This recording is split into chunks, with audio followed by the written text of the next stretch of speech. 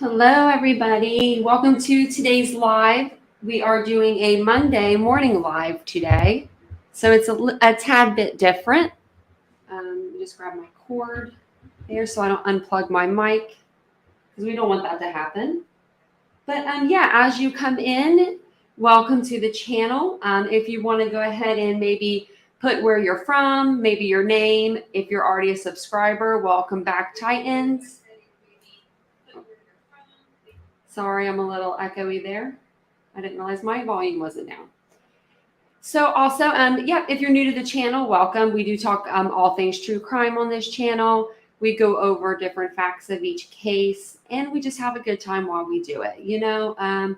True crime isn't the greatest thing to talk about, all the time. It's interesting, but, normally it has to deal with death. So with it being the case, we try to, have as much fun as we can on the channel while still respecting the victims and the victims' families, of course. So, and I have noticed that a lot of people are going live this morning. So maybe it's a good thing to go live during the morning. So let's see. We'll see how it turns out. Hi, Queen of the Rabbit Holes. Good afternoon or good morning, actually. It's very early. We'll see how the dogs do too. If they bother me too much, I may just bring them in and let them lay in here. But the only thing with that is for a second, you may hear their claws on the hardwood floor. But I'm not going to do that unless I have to, of course. And also, if you haven't joined our group yet, we do have a membership group that you can join through the channel. And there should be a join now button below. But if not, you can join on the main page. And it's just something that we like to do. We do have a lot of members only content coming out. So it'll be a good reason to join. And then also, like I said, if you could just hit the like button as you come in, that would be great. Also, we are doing another giveaway at 2,500 subs or Titans. So we're almost there. I was going to do the next one at 5,000, but I'm just going to do it at 2,500, and then we'll do the another giveaway at 5,000. So, yep, make sure you hit that subscribe button and you just watch the lives. That way, you kind of know how to be entered for that. So today we're going to be talking about, again, the Idaho 4. I kind of saw some new things. There was a new update. We did a live last night and I didn't even realize that there was a new update. So I was going to go through that. And then I was going to go through like previous updates just to kind of see how different they are and just kind of go from there and see where we're at. So give me just 1 second. Just going to see if there's anything that I missed on maybe Twitter or anything. I've been trying to make sure that I look on there. I've been on there all day. So hopefully we'll get some answers. Also, this is going to be a pretty big week in true crime. So you'll probably be seeing or hearing a lot from me this week. They're going to come out with a press conference, I believe, for the Michael Vaughn case. So that'll be coming up. Also, Jared Lasik, he'll be going to court on November 30th.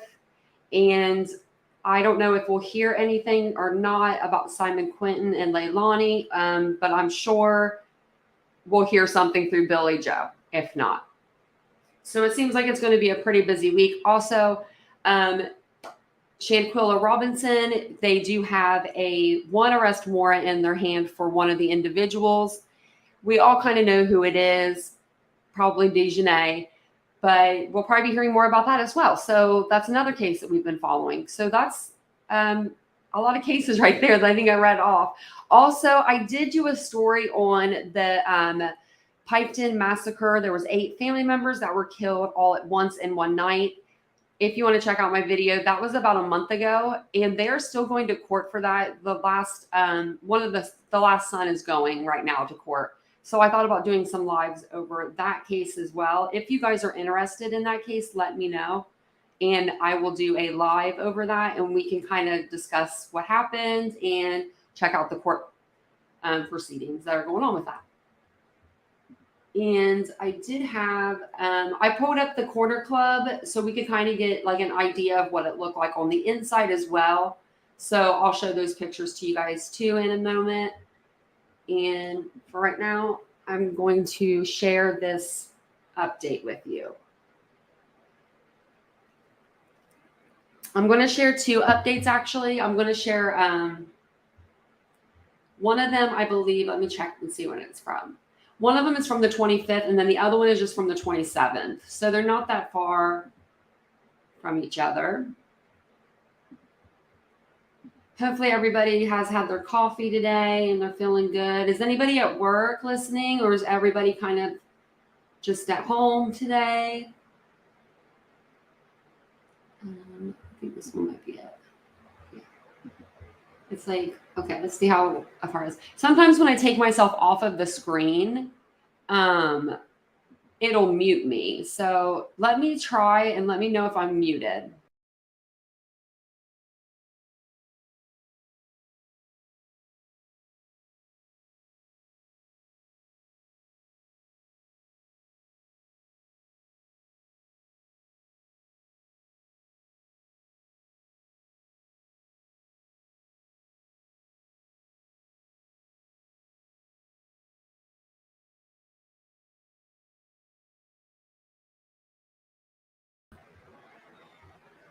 Okay, could you guys hear me talking just then?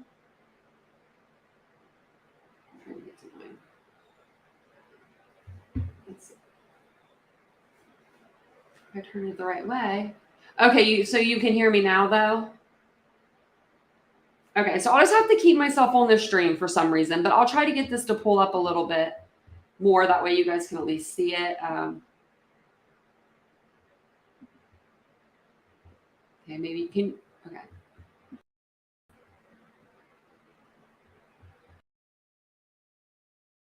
That's so strange. Okay. Hello, Catherine Joy. Welcome. I'm just gonna have to pull it up like that just in case. That way you guys, I don't want to read this whole thing and then you guys go, oh, I couldn't hear you. That would be terrible. And remember, I only have the one eye. And also, I just realized that your girl needs to get her glasses. So I should have been wearing glasses for a really long time, but I haven't been. And that's not good for me. But I haven't been wearing my glasses, and I was trying to put on a necklace last night and I couldn't get the link to like go through. And I've lost like 2 necklaces now. So your girl is going to go get her glasses. She's going to go get some glasses. That's what I need before Christmas. Oh, also, I just realized too, we have a TV getting delivered today between 10 a.m. and 2 p.m., I believe. So if you hear like a big buzzing sound, I may just have to answer the door really quick. My boyfriend bought a new TV apparently. So happy birthday to him because his birthday is the 12th. So this is going to be a press release for November 25th. And before I get started, if you guys are just now coming into the chat, please, please, please like the video. That way it gets sent into the algorithm. More people can at least enjoy it. And I'm going to drop the link throughout the live to our open panel. If you want to come up and kind of discuss the case as we're going along, you can. I'm going to go ahead and drop the link now, but I'm going to read through this really fast, this one here. So this is from the 25th. It's just the Moscow homicide update, and it was on the Moscow, it's on their police department. They put a whole page out for just the King Avenue killing. So Moscow, Idaho, the Moscow Police Department is providing the following information to update the public on the known facts surrounding the 4 murders that occurred on November 13th in Moscow, Idaho. And this is just the updated information. There have been numerous media inquiries about a 1999 double stabbing in Pullman, Washington, and a 2021 double stabbing with 1 death in Salem, Oregon. While these cases share similarities with the King Street homicides, there does not appear to be any evidence to support the cases are related. Community members have uploaded over 260 digital media submissions to the FBI link. And there is an FBI link on their page if anybody has any, if anybody comes into my chat by chance and they live in that area and they were out that night, if you have any pictures, videos, anything like that, they're looking for all of that stuff to be submitted to their website. To date, 113 pieces of physical evidence have been collected and sent to the Idaho State Police Crime Lab for processing and analysis. Governor Brad Little has directed up to $1 million in state emergency funds for the ongoing investigation. The University of Idaho is as they're hosting their candlelight vigil. I don't know if you guys have heard about it, but they are having it Wednesday, November 30th to honor the memory of the Ethan, Zana, Madison, and Kaylee. The University of Idaho has established a Vandal Family Support Resource page for their students. And it has like all of their, different things there, which is nice. Tips, then they have the tip line. At this time, no suspect has been identified, and only vetted information that does not hinder the investigation will be released to the public. There is speculation without factual backing, stoking community fears and spreading false facts. We encourage referencing official releases for accurate information and updated progress. And that's why I'm glad they put this page together, so that there's a centralized area where people can go and get factual information instead of trying to weed through, the good, bad, and the ugly through the news media. I think it's a good idea. I think a lot more police agencies should do this, especially for high profile cases. I think it's an excellent move on their part, because they won't have a bunch of people, there's going to be people speculating and creating false, narratives and all this and that and stories. But I feel like with this being out there, it's easier to go ahead and track down the facts. So I love it. I love it, love it, love it. It makes my job a lot easier too. So updated investigation. And I just wanted to see what the differences were between the 25th, that's this release, and then the 27th release, because the 27th release is a lot longer. So I'm just not sure what all they added in there. And I probably won't read the top portion again because it's just, the tip lines and things. But on the evening of November 12th, Kaylee and Madison were at a local bar called Corner Club at 202 North Main Street in downtown Moscow between 10 p.m. and 1:30 a.m. on November 13th. At approximately 1:40, Kaylee and Maddie were seen on video at a local food vendor called The Grub Truck at 318 South Main Street and used a private party for a ride home from downtown to arrive at their 1122 King Road residence around 1:56 a.m. And this is arrival time has been updated based on digital evidence collected by investigators. I'm going to go and stop it right there, actually. That wasn't collected by investigators. That was collected by Kaylee's sister. She's the one that got the doorbell cam or something that showed them arriving exactly at 1:56, and she gave that evidence to investigators. So let's not get it twisted, investigators there. Love y'all, love the job you're doing, but I'm like, wait a minute. No. So she did get that evidence for them. Investigators have determined that Ethan Chaplin and Zana Coronado were seen at the Sigma Chai House on the University of Idaho campus at 735 Nez Pierce Drive at approximately 1:45 a.m. Ethan and Zana are believed to have returned to the residence at 1122 King Road. It was previously reported that Ethan resided at the home. However, it has been determined that he was only visiting. Okay, guys, I think that's my TV. Hold on one second. I'll be right back. Sorry, guys.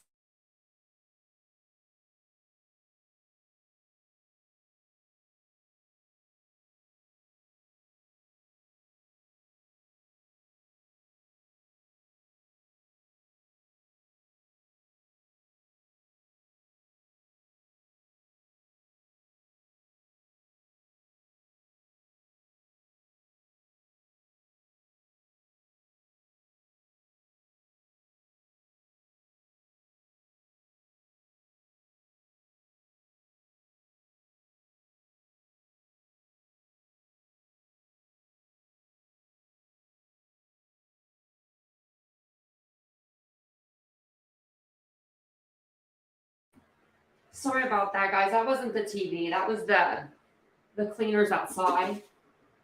Let me just grab my drink. That was the cleaners that clean our like the maids. They clean the hallways and stuff at our apartment. My dogs like to bark. Okay, Isabel said private driver means it's not a taxi or Uber, but just someone they may have known, like friend, neighbor, that kind of thing. Okay, yeah, I've been wondering what they've been meaning by private driver. I thought maybe it meant like, I think I said this on last night. 5 of you were on there, I believe, where I thought maybe it was like you get into a Lyft or Uber. This has happened to me multiple times where you get in and they think, oh, like you're really cool. Cause like I said, I used to work like 2-minute drive away and it was like $9. So $8 or $9 to take me. So people would love that like ride. And I mean, I'm like when masks were a thing, you had to wear your mask. I always had my mask on. I never, I just sit there quietly in the car. So they would always be like, hey, you want my business card? I don't mind picking you up, like, and dropping you off at work, like any day you want, because I was an easy fare. I was easy money. So I thought that maybe is what happened with them at one point. And then they called that person, because since they were doing it like as a favor, it wasn't considered like Uber or Lyft. Because remember in the beginning, they were saying Uber or a Lyft took them home. So that's why I thought maybe that.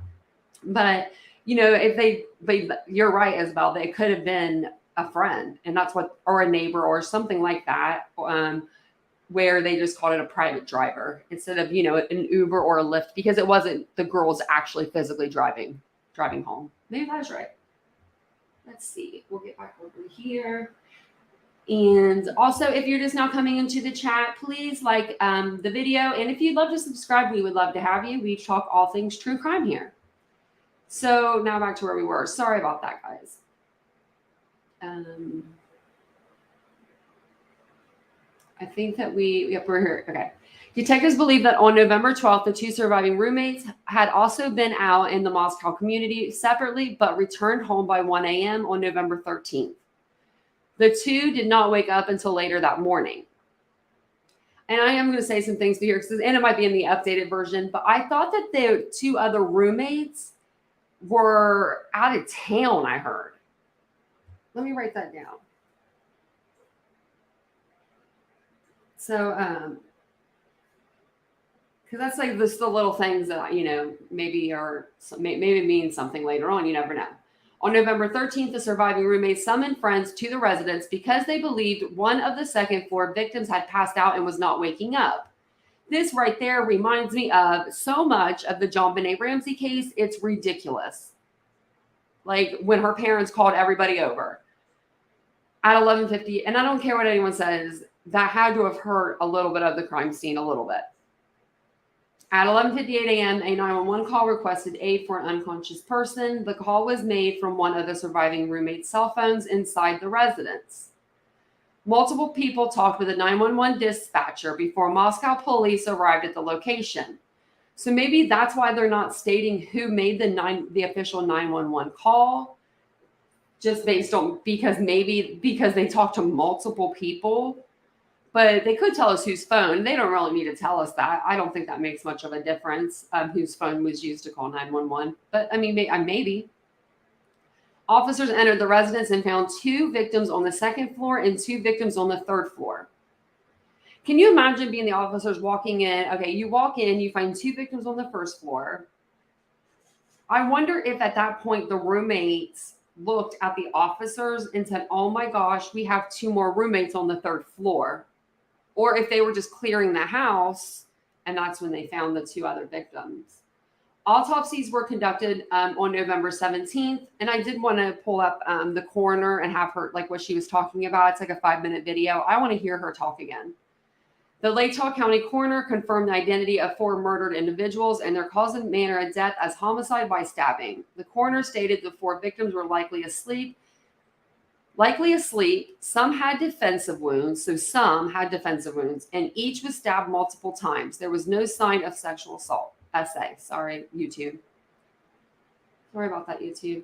Detectives are seeking all outside surveillance video taken from 3 a.m. to 6 a.m. on Sunday, November 13th from businesses and residents within the geographical area listed below. Detectives request all available videos, whether there appears to be motion and content or not. And then these are the roads that they want people to be looking on, if they have any information. Detectives are also seeking additional tips and surveillance video of any unusual behavior on the night of November 12th into the early hours of November 13th, while Kylie and Madison were in downtown Moscow, while Ethan and Zaina were at Sigma Chi House.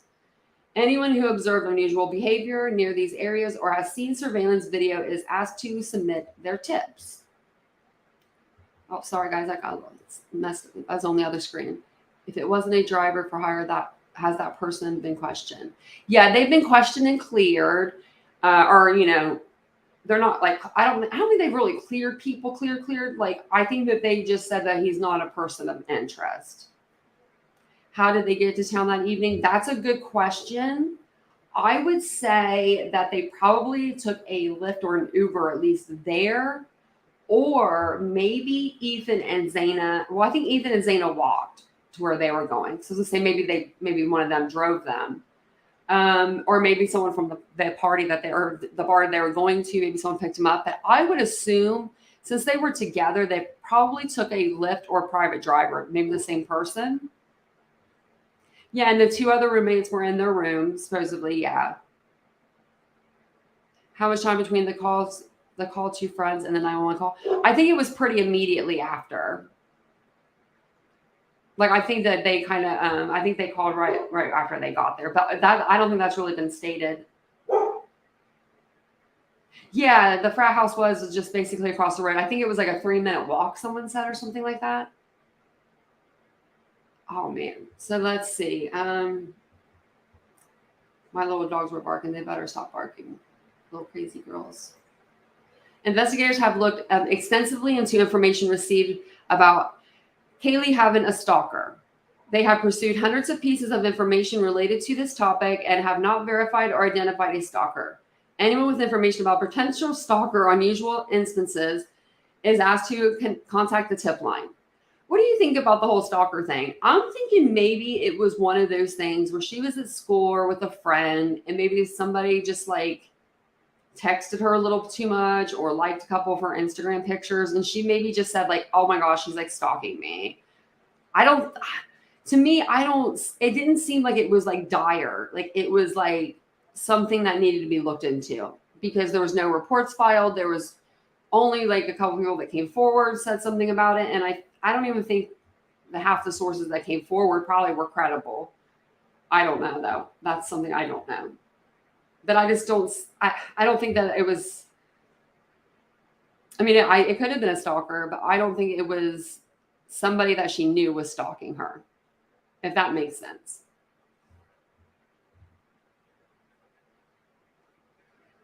Yeah, too personal, too targeted. Yeah. You're right. You are absolutely right. Yeah, I heard that too, but I don't think that they do. I don't think that they had anything like the OnlyFans. I don't think that they were doing anything like that. They seemed like really good girls. I mean, when I was that age, what was I doing? 21. Oh, I guess I was 21 is usually pretty good. I mean, I only had like 3 or 4 years of my like wild phase. It's probably 21 to 20, actually only like maybe 23, 24. And then by 30, I was just done. So, I mean, that's usually how it goes though. And then it's going to tell us right here, like at this time in the investigation, detectives do not believe the following are involved in the crime. The 2 surviving roommates, the male in the grub truck surveillance video, the private party driver who took Kylie and Madison home on November 13th. I'm going to write that down because I'm going to write them and I'm going to ask them these questions. Like I'm going to write the police station or something. These are the questions that I feel like could answer some questions for us. I don't know, but just little things. They can let us know these things if they're cleared, especially. The male Kylie and Madison called numerous times during the early morning hours of November 13th, or any individual at the residence when 911 was called. So that means roommates, all that. In this setup here, 2 surviving roommates. Additional information related to the investigation. Currently, no suspects are in custody and no weapon has been located. And I have a question about that, actually, locate. Is it up? Let me see if I can pull this up really quick.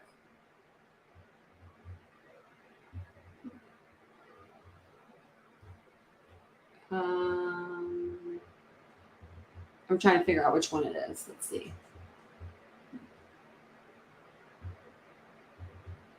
Maybe it's this.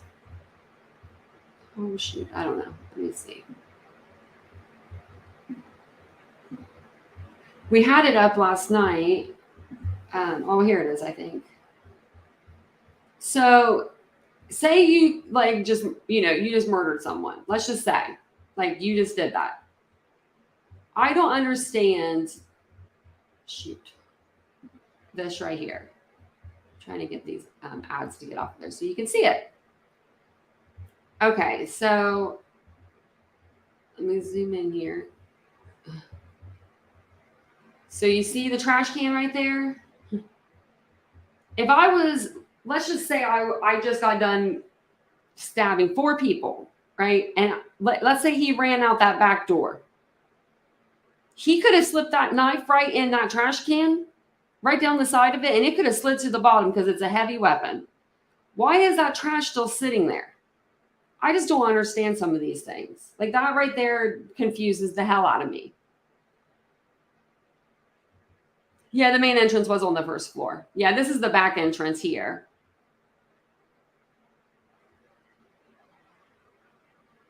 Yeah, they did have a lot of traffic and parties there. Yeah, I'm just like, why would they not slip that knife in that trash? I mean, they could have put it in this trash bag too. They could have put it in this trash bag too. Anywhere. So yeah, I just wanted to point that out while I had that in my head. And then it says, currently, no suspects are in custody. No weapon has been located. On the night of the incident, officers located a dog at the residence. The dog was unharmed, turned over to animal services, and later released to a responsible party. Local businesses were contacted to determine if a fixed blade knife had been recently purchased. I believe he already had that knife. And if he did buy it, he might have bought it online. Detectives seized the contents of 3 dumpsters on King Road to locate possible evidence. But they didn't take the trash from back outside. That makes no sense. And then it just says the $1 million in state emergency funds, which we already read. And then this is just the stuff that they've had. 113 pieces of physical evidence were collected, approximately 4,000 crime scene photographs. And they did 3D scans. And then forensic scientists and technicians worked hundreds of hours over 260 digital media submissions by community members. And then rumor control. I'm going to grab my drink. This one is a little longer than I thought.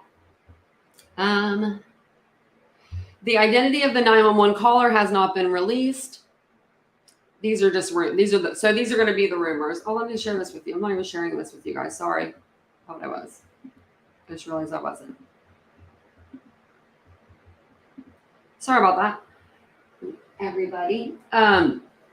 So the identity of the 911 caller hasn't been released. There have been numerous media inquiries about a 1999 double stabbing in Pullman, Washington, and the 2021 double stabbing with 1 death in Salem, Oregon. While these cases share similarities with the King Street homicides, there does not appear to be any evidence to support the cases are related.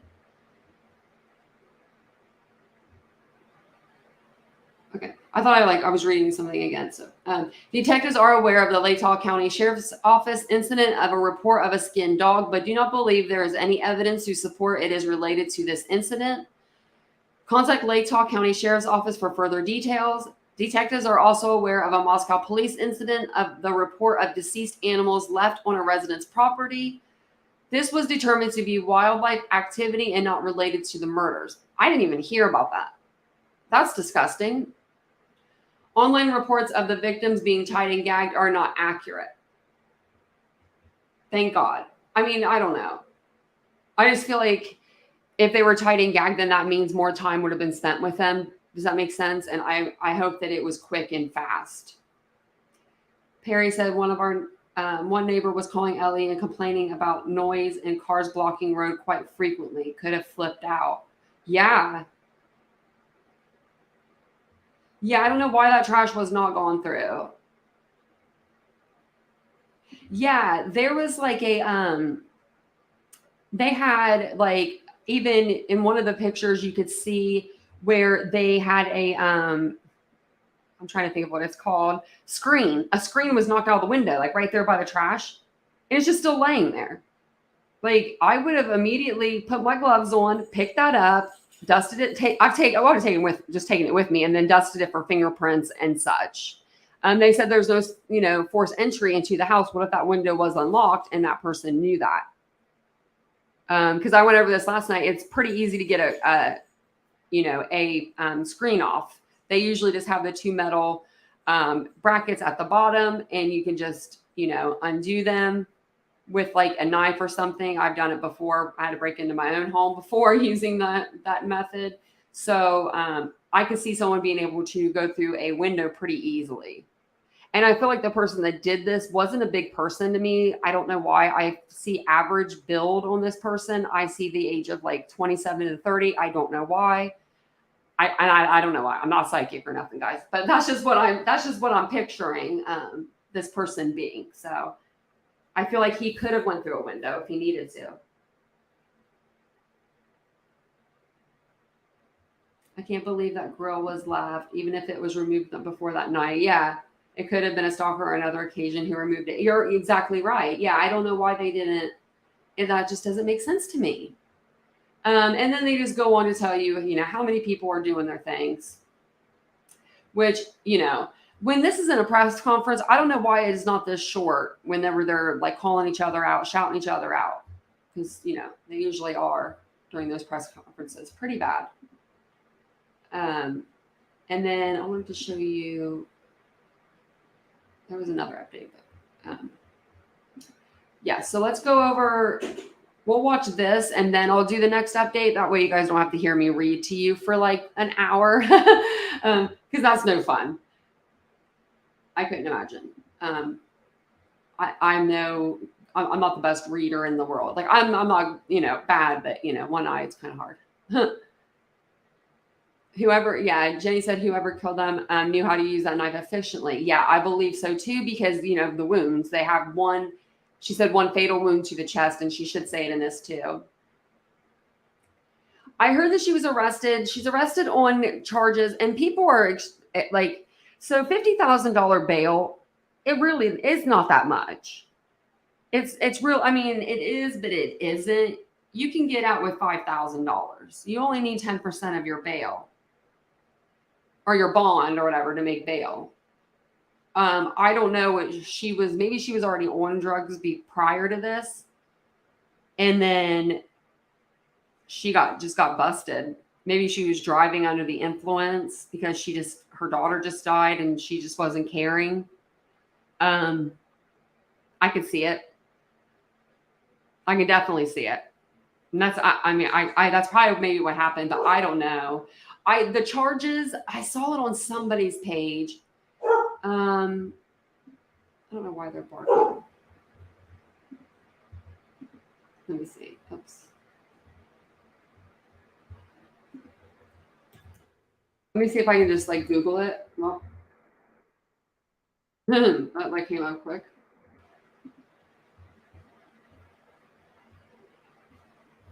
Let me see if it shows it like right here somewhere, like, because I saw the charges were somewhere.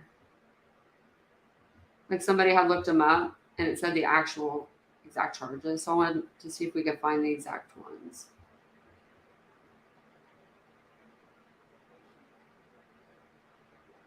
See, driving without privileges right there. Let me see. Let's see if we can find another one. Maybe a video. I don't know who that is, that news. Okay, let's go back up. News.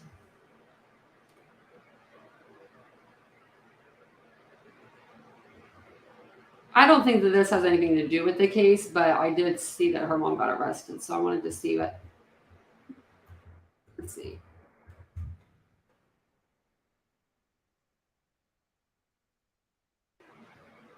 Because I know it was drug related. Okay, let's see. Is that her mama? Oh, wow. Okay, hold on. Let me. That's her mom? Wow, honey. She was going places.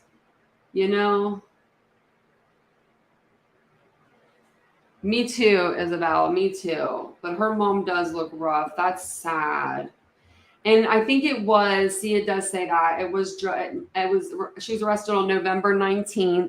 So her daughter just died 6 days prior on drug related charges.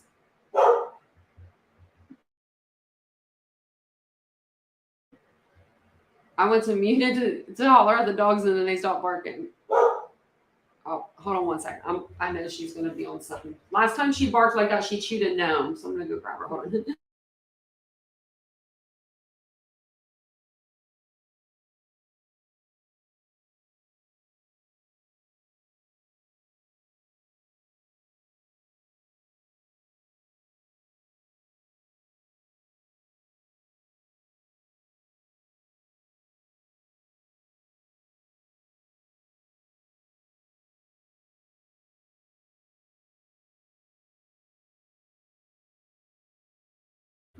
Sorry, guys. I'm going to have to like put me up some soundproofing or something. Because they are just like the worst whenever it's during the day. When like I have help, they're fine. But when it's just me, if I'm like in a different room, they love to be like on my case. But that's just them. Yeah, Scorpio Joe. I thought it wasn't that right. More to this than meets the eye than I'm on call by another person, not the phone owner.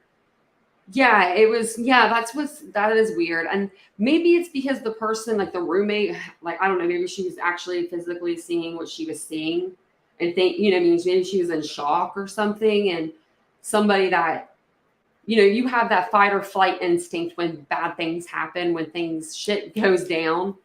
Um, I've always been a fighter. You can ask anybody. I've always been the one that's always stood up, even my brother, and he's 6'4", 250. He's a flighter. He's flighting. He's out of there. Or it's either flight, or freeze. And so maybe they were, more in that freezing zone because they were realizing what they were actually seeing. So maybe somebody else grabbed the phone from them and called off of their phone because maybe they already had like 911 dialed, but they hadn't hit maybe the call yet or something. And that's why the person didn't take their own phone out. I don't know, but I've never been in that position to where I've seen four people like that. That's just, it's insane. Oh, you're at work, but you're Queen of the Rabbit Hole says, I'm at work, but my job is watching my grandbaby. So it's not really work. Oh, that's cute. I bet that's the best job you could have. So yeah, so she's just on $50,000 bond. Let's see what else it says. If it says anything. So what I'm thinking is maybe I was just gonna see. Oh, here, this is why she was arrested. She was let's see, Xana Mascara being imprisoned on drug charges and included a screenshot from the Kootenai. I don't know how to say that. I don't know how Kootenai County Jail in Idaho's current prisoner list, which was made public. She was charged with drug possession and held on $50,000 bond. Santa's mom was arrested on the 19th for warrant and drug possession. For warrant drug possession. I was trying to see like why, like what the charges were, but this is what I think probably happened. She probably was on some drugs or had some in her possession and got maybe pulled over. I know after my father was killed in a car accident, I went out and drank. I had only had 2 glasses of wine within like 6 hours. It was a very reasonable time. I went and I grabbed food afterwards, and I was driving home, and I lived in a small town, and a cop pulled me over. He didn't try. I pulled over for him. And he tried to get me to take a breathalyzer because of the fact that it was like 2 in the morning. And, people that are out that late usually are intoxicated. But I wasn't intoxicated, but I was pissed that he even insinuated the fact that I was drunk. So I've always been told don't do a breathalyzer. So I didn't do the breathalyzer. I don't know. And so I ended up like having to go to court and fight it. I got it cleared and everything. But if I wouldn't have, I would have lost my license, I think, for like 6 months and all over just the fact that, and I went out because of my dad, like, my dad passing away. I wasn't in my right mind. I probably shouldn't have had the 2 glasses of wine and drove, but it was literally within like 6 hours. But I'm just trying to say, like, people do things that aren't right when they lose somebody that they love. And I can't imagine losing a child.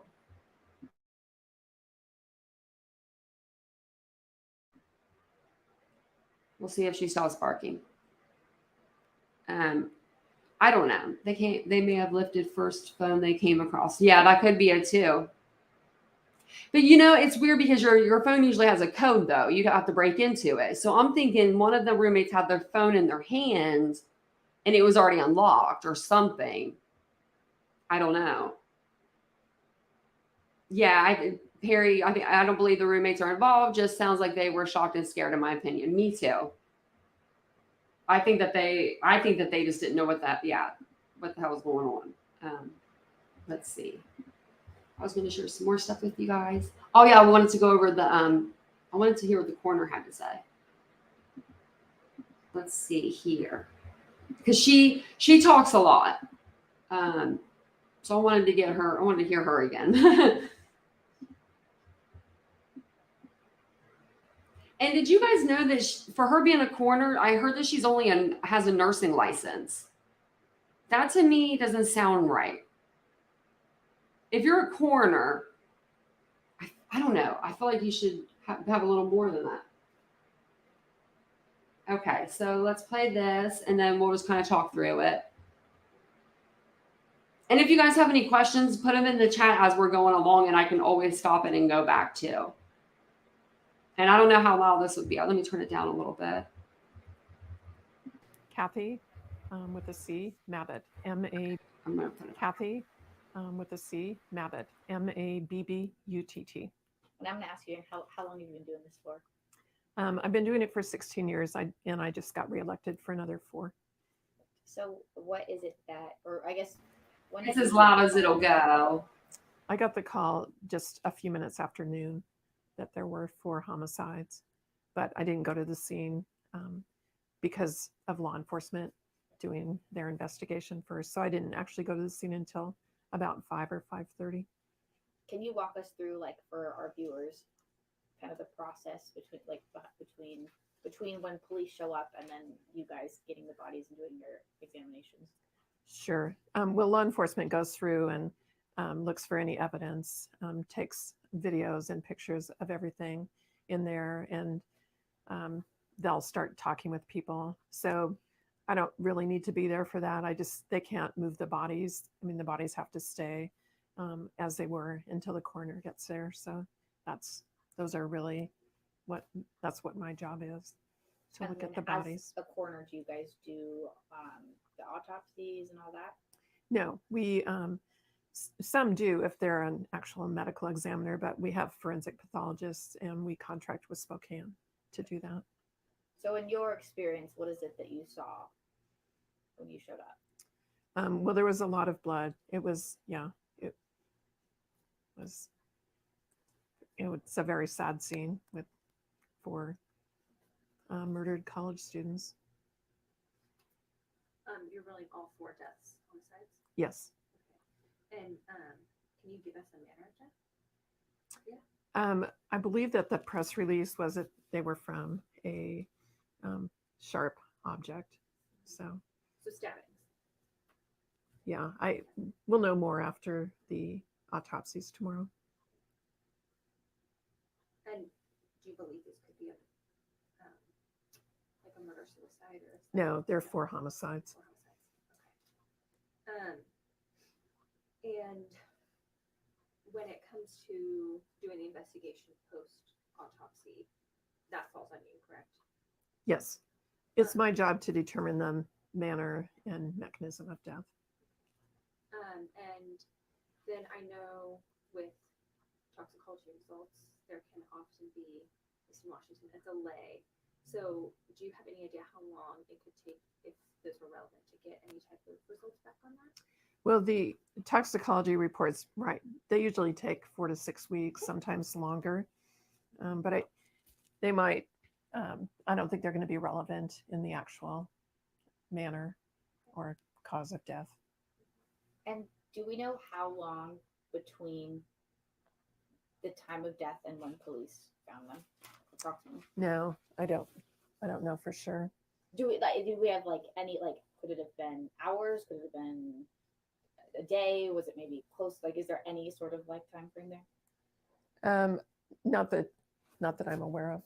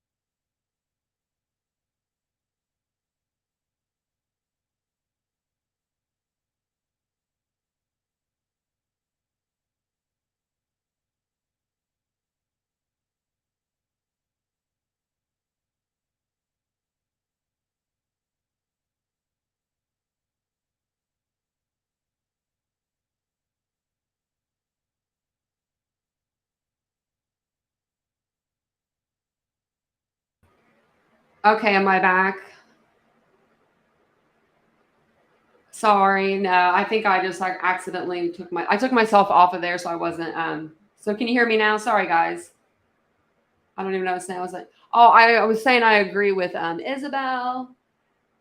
So I think you guys can hear me now. Let me put it in. Okay, awesome. You guys can hear me now. Sorry, I put myself. If I take myself off the stream, it just like mutes me for some reason. But so I'll be sure not to do that.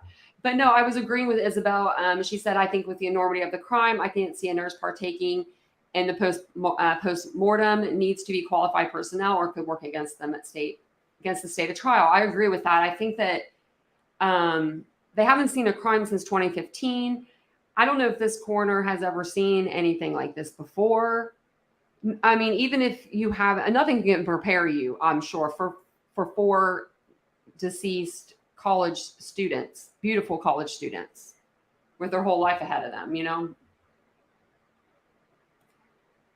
I don't think so. No one recently moved out. I think that they're talking about Kaylee, about her like moving because she had a job. I think it was Kaylee. I can't remember if it was Kaylee or Maddie. I'm thinking it was Kaylee that had a job down in Texas.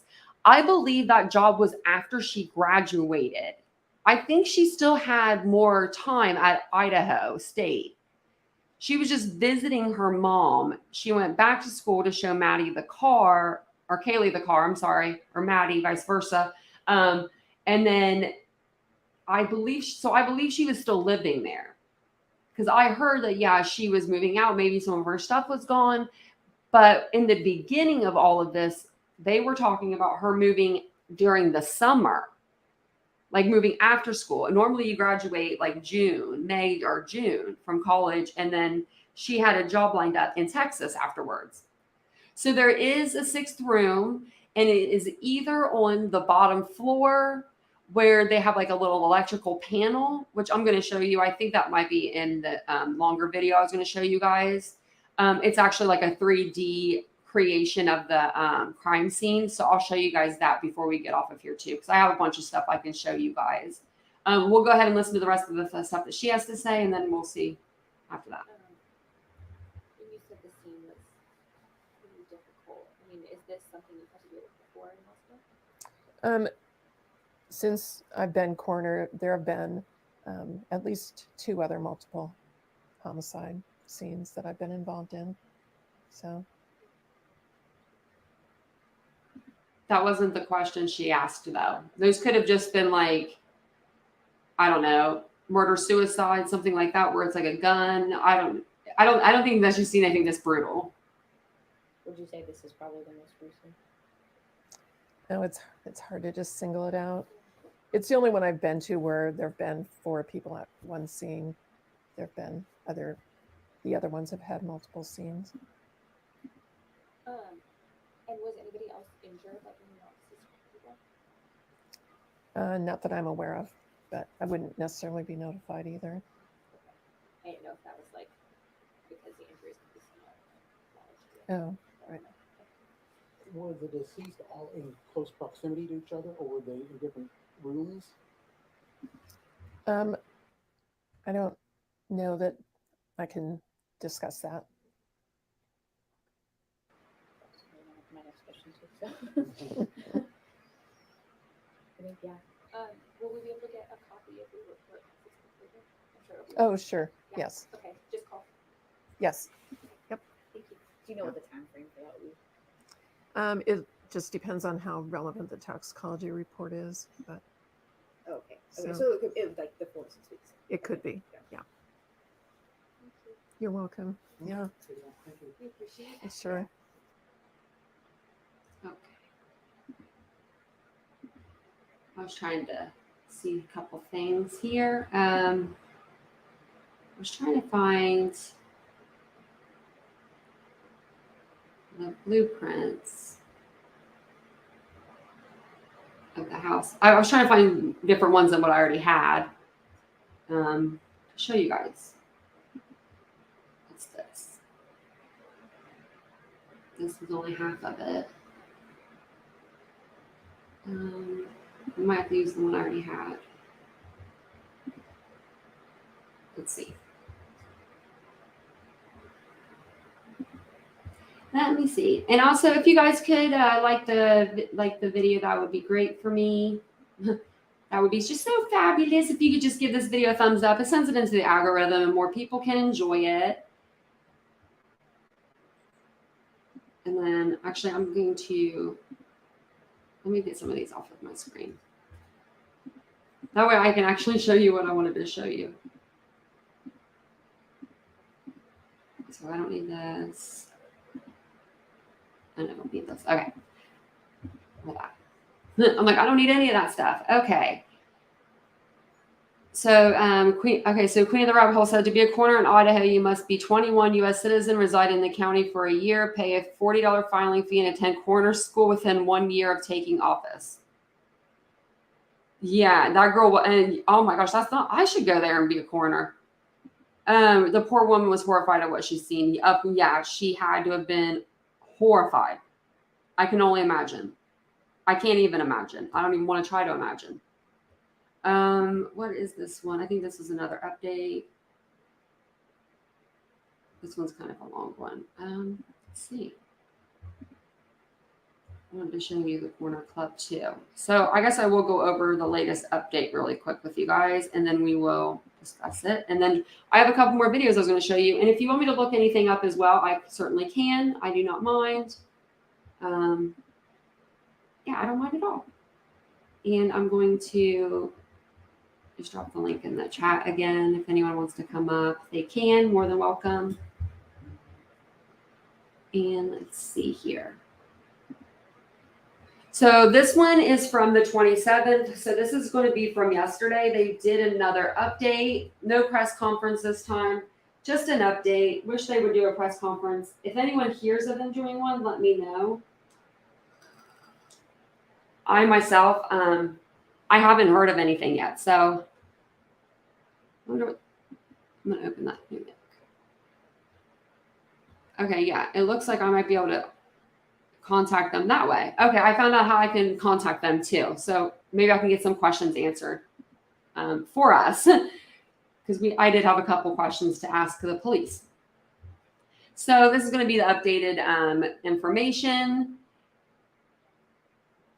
And I'm just going to, some of these, like this is just like the candlelight vigil again. So some of these I'm going to read. Some of these I may go over, just skim over.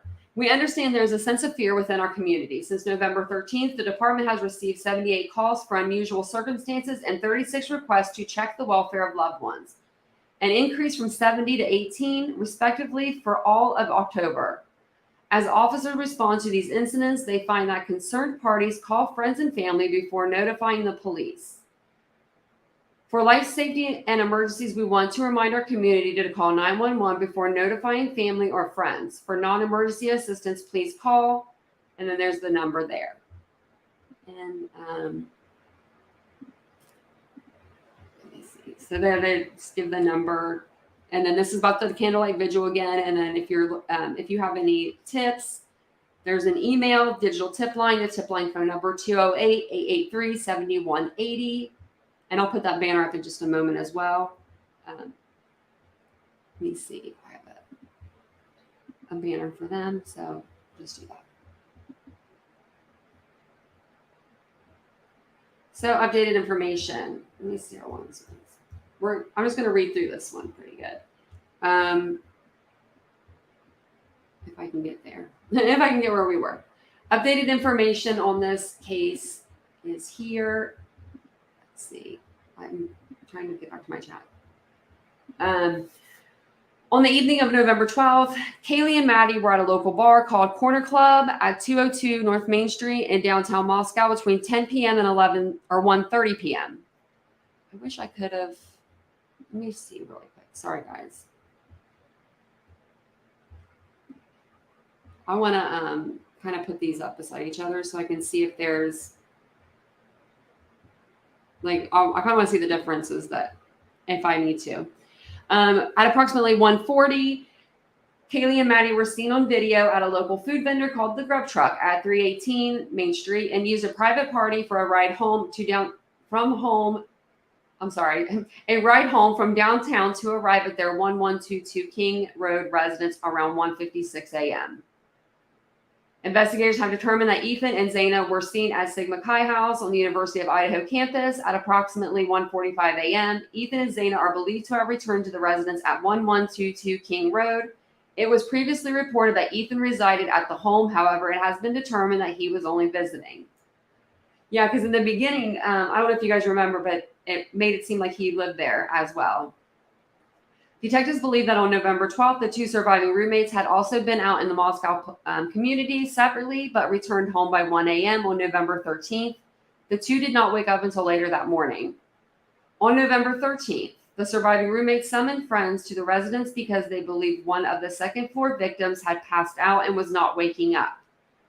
At 11:58 a.m., a 911 call requested aid for an unconscious person. The call was made from one of the surviving roommates' cell phones inside the residence. Multiple people talked with the 911 dispatcher before Moscow police arrived at the location. Officers entered the residence and found 2 victims on the second floor and 2 victims on the third floor. Autopsies were conducted on November 17th. The Latah County coroner confirmed the identity of the 4 murdered individuals and their cause and manner of death as homicide by stabbing. The coroner stated the 4 victims were likely asleep. Some had defensive wounds and each had been stabbed multiple times. There was no sign of SA. Detectives are seeking all outside surveillance taken from 3 a.m. to 6 a.m. on Sunday, November 13th from businesses and residents in the geographical area listed below, which is the same exact as it was before. And then they're also seeking additional tips of surveillance video of any unusual behavior on the night of November 12th into the early hours of November 13th while Kylie and Maddie were in downtown Moscow and while Ethan and Zaina were at the Sigma Chi house. Anyone who observed unusual behavior near these areas or has video surveillance is asked to submit their tips. Sorry, guys, I'm really thirsty today. Investigators have looked extensively into information received about Kylie having a stalker, which we've already read that, and they said that they didn't. It looks like, pretty much the same information. At this time in the investigation, detectives do not believe the following individuals are involved. Let me see. I want to see if any of these are new, and they're not. I'm going to look on the page before that we read.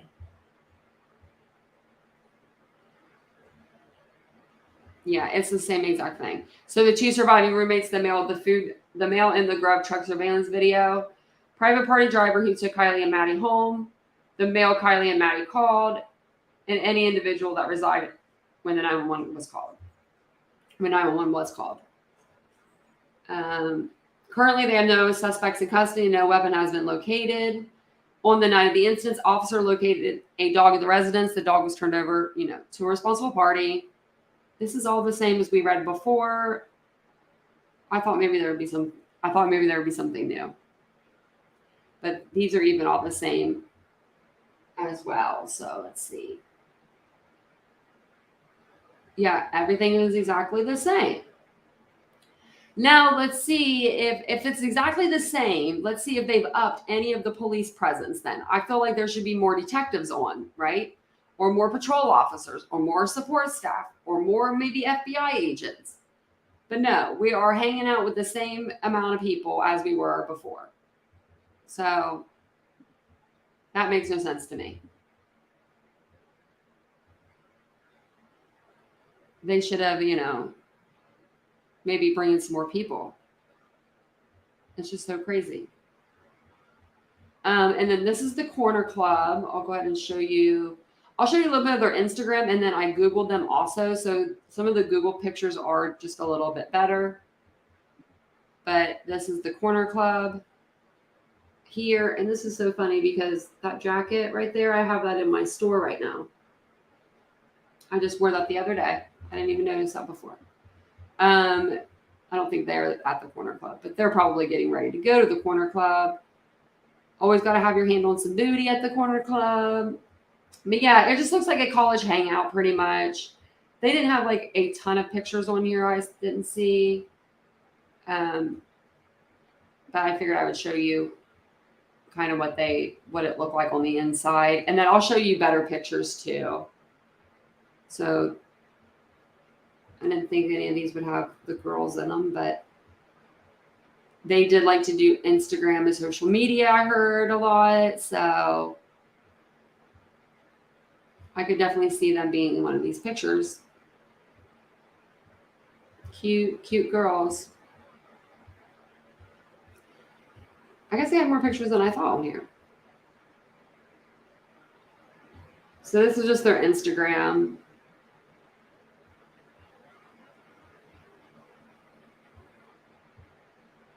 And then like that, you can see like it's just a college bar. I mean, it looks like every college bar that I've ever seen. And then they have this is pictures, I believe.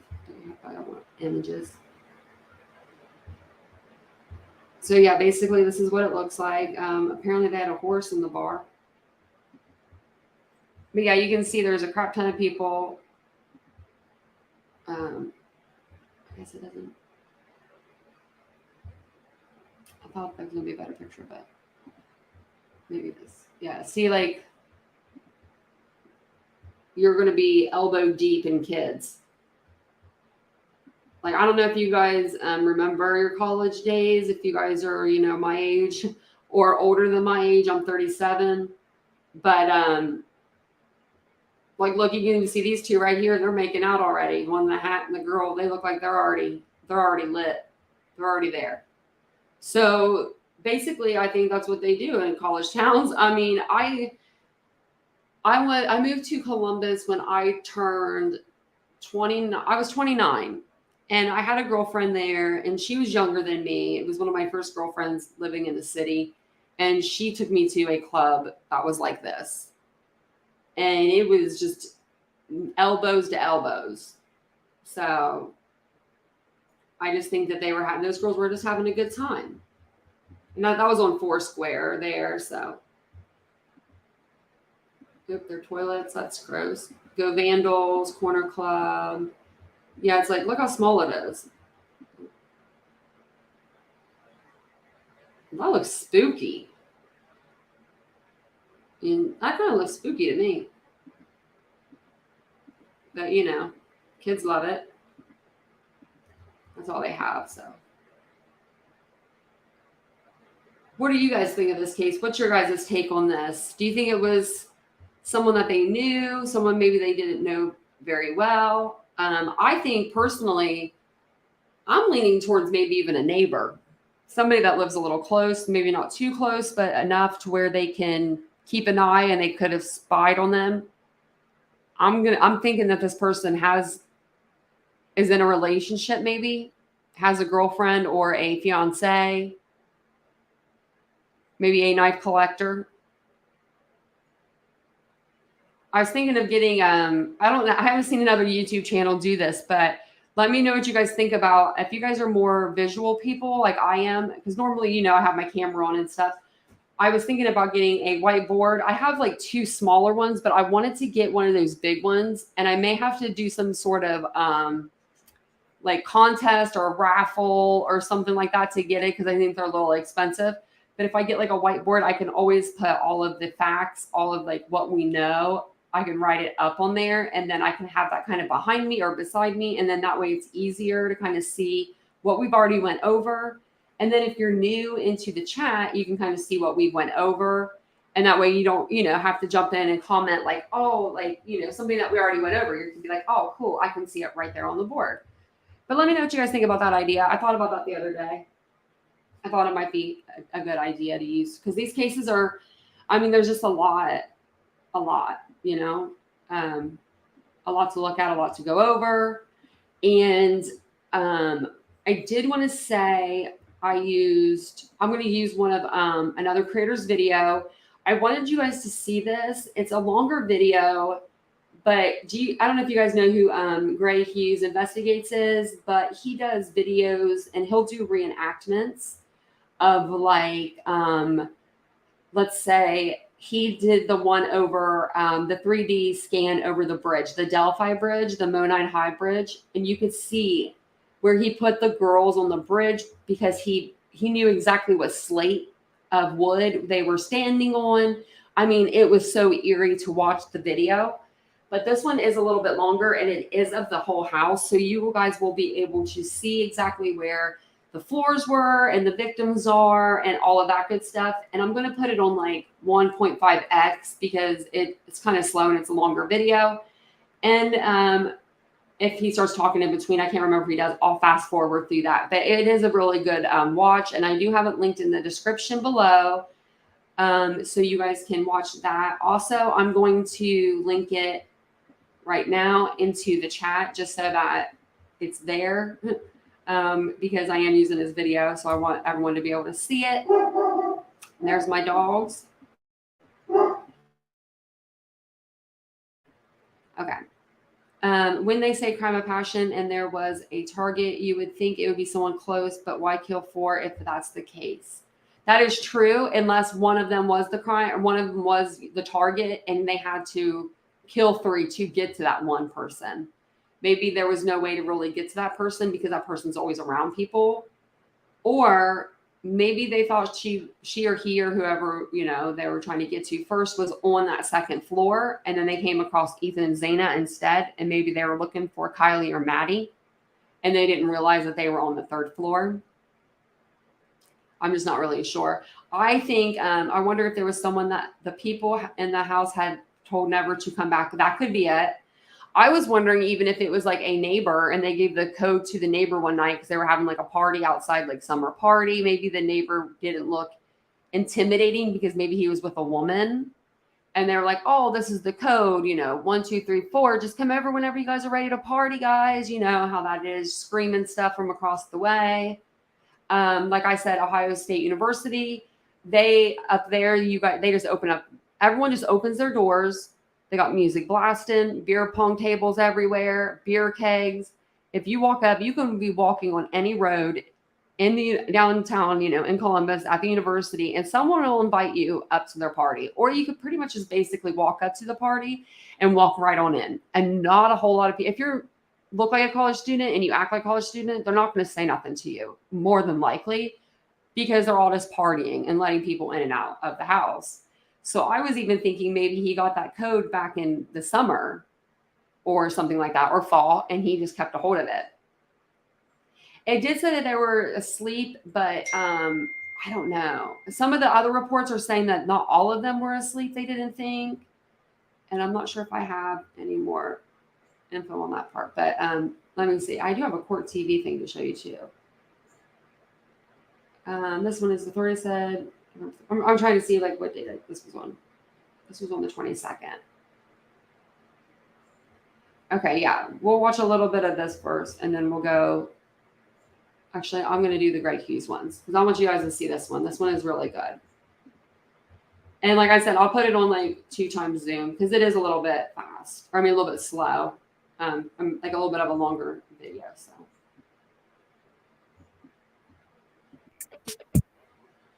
Students were murdered, and those are Ethan Chapin, Zaina Kernodle. They were dating. Let me put this. Kaylee Concovez and Madison Mogan. Now, apparently, Kaylee was a roommate there, but it just perhaps recently moved out. I don't know if all of her belongings were still there or not. None of that stuff's been made clear to anyone in the public. And then, based on the city of Moscow and then just let me know if that's Moscow too Police fast Department for you website, guys or anything. we have this information. Kaylee Concovez and Madison Mogan were at a local bar called Corner Club at 202 North Main And this Street is going to be the downtown bottom Moscow floor right between here. 10 p.m. down and here. 1:30 a.m. Kaylee and Madison were seen on video at a local food vendor Like this called is the all Bread the Truck bottom floor. at 318 South Main Street and used a private party for a ride home from downtown. And this is going to be the main floor. This is going to be the floor that he's talking about. This is going to be like where the original house was before they built on. Let me see if I have a picture of it. I do somewhere. Let me see. Oh, why did I just do it? I don't know what I did.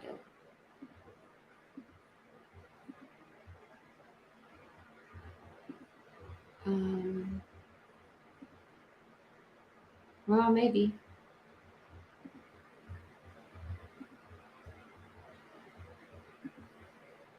Okay, let's see. It should be maybe right here. Okay, so this is going to be, I hate that these keep wanting to play.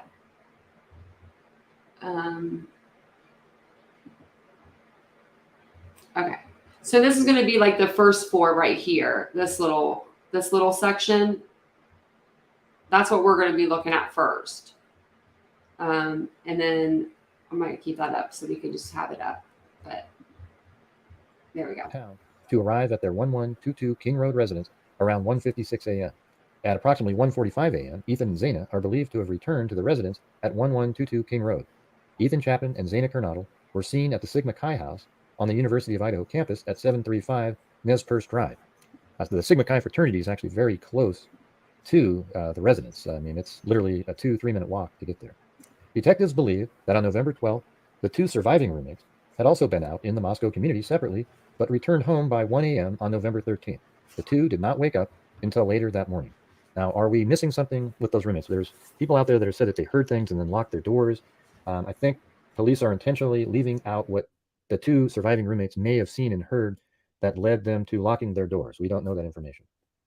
On November 13th, the surviving roommates summoned friends to the residence because they believed one of the second floor victims had passed out and was not waking up. At 11:58 a.m. on November 13th, a 911 call requested aid for an unconscious person. The call was made from one of the surviving roommates' cell phones inside the residence. Multiple people talked with the 911 dispatcher before Moscow police arrived at the location. Officers entered the residence and found two victims on the second floor and two victims on the third floor. So the victims on the second floor are most certainly Zaina Kernodle and Ethan Chapman. And the two victims that were found on the third floor are very likely Madison Mogan and Kaylee Conquilez. The Latah County coroner confirmed the identity of the four murdered individuals and their cause and manner of death as homicide by stabbing. The coroner stated the four victims were likely asleep. So everybody keep that in mind, that they were likely asleep. Some had defensive wounds, and each was stabbed multiple times. There was no sign of sexual assault. So that means they were sleeping when the attack started, and then they likely woke up and tried to defend themselves, but were eventually killed by this individual. Police believe the attack is targeted. Two victims were on the second floor and two were on the third, as I just stated. Police also wanted to put out these statements. They said at this time in the investigation, detectives do not believe the male Kaylee and Madison attempted to contact numerous times on November 13th is involved in the crime. So those phone calls that they're referring to there were that Madison and Kaylee, starting at 2:26, Kaylee was calling her ex-boyfriend Jack and called him 5 or 6 times up until 2:44. Then Madison started calling the same ex-boyfriend Jack from 2:44 to 2:52 and called 3 different times. And then at 2:52, Kaylee tried calling Jack one more time. Now, to me, that indicates that, either Jack didn't want to answer the phone, and the girls knew, either he was upset or wasn't answering the phone, so switched over to Madison using her phone to call to see if he would answer her phone, but Jack never answered any of their calls. Okay, police are saying at this time they do not believe that individual Jack is involved. Kaylee mentioned having a stalker, but detectives have been unable to corroborate the statement. Investigators are requesting anyone with information about a potential stalker or unusual instances to contact the tip line. At this time, detectives have investigated the private party driver who took Kaylee and Madison home on November 13th and do not believe he is involved in this crime. They also, at this time in the investigation, detectives do not believe the two surviving roommates or the male in the grub truck surveillance video are involved in this crime. So when Kaylee and Madison left the bar that they were at 1:30, they went to this grub truck to buy food, and there was an individual that was walking with them and then stood back and sort of walked and tracked them, and he apparently was there to make sure that they made it home because they were really in time. I'm just going to fast forward through this. Okay. And they get home at 1 o'clock in the morning. All right. And these are their rooms, 1 and 2. I don't know which room either one of them lived in. So it was Dylan Mortensen and Bethany Funk lived in these rooms right here. Okay. So the killer came in. Maybe he tried to get in their doors, but they were locked. We don't know. The killer came in. Now, was the killer in the house before 1:45 when the other 4 roommates came home and hiding somewhere? We don't know that. Or did they come to the house first and kind of scope out the house, because it is a party house, and maybe it wouldn't be that weird if some random person was walking around in there, and maybe scoped it out, then left, waited, and watched, knowing that these other 4 roommates were going to be coming home at some point. We don't know. So the person, if they went through the keypad way, they would have came up these stairs right here. After coming up those stairs, you can see I just put that floor on now. There's the door from outside. They come up these stairs, and then Zaina and Ethan were in this room back here and were killed. So were they killed That's first? where- We don't. So right here.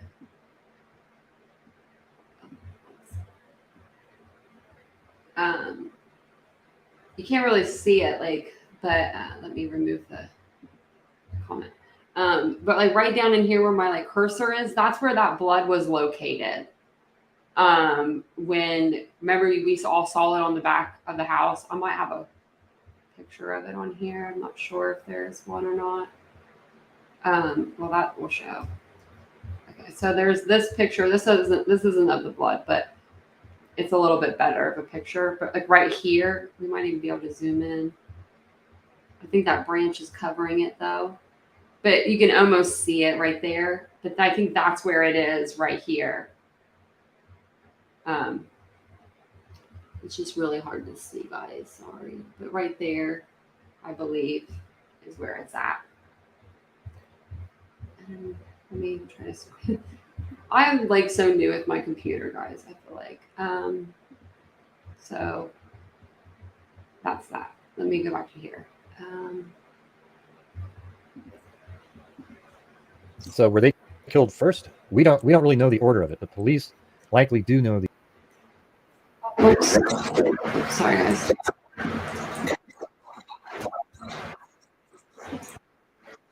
There's a little drop down step that you can see right there. And they would go up these stairs. Yeah. This is the sliding I can't get it to like not be. Okay, there we go. I couldn't get it to not be zoomed out. Sorry about that. glass door entrance. That's the kitchen right there. They would go up these stairs right here. And once I'm just gonna fast or rewind it. we don't really know the order of it. There you The go. police likely do know the order. And let me show you the next floor. So after coming up the stairs and killing perhaps Ethan and Zaina first, they would go through this little entrance here, which is a little drop down step that you can see right there. And they would go up these stairs. This is the sliding glass door entrance. That's the kitchen right there. They would go up these stairs right here. And once going up those stairs, they would get to the top here and take a left and go through this door right there, which is the bedroom of either, I think it was Madison's bedroom.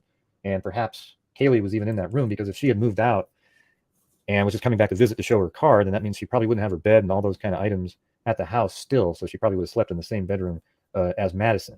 That's just the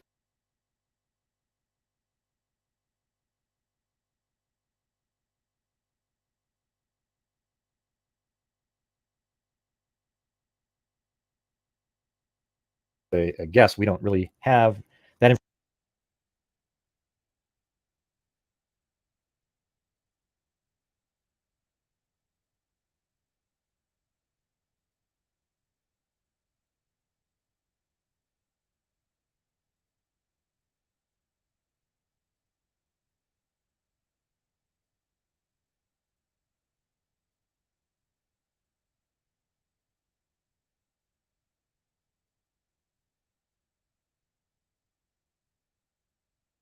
information. But we have heard that she wasn't still living there, but had been living there recently, and then had moved out and was come back to visit just to show the Range Rover that she purchased. So I hope this really lets you see the layout a lot better. So let's remove the third floor again. So if the person came through the sliding glass door and killed Ethan and Zaina first, I mean,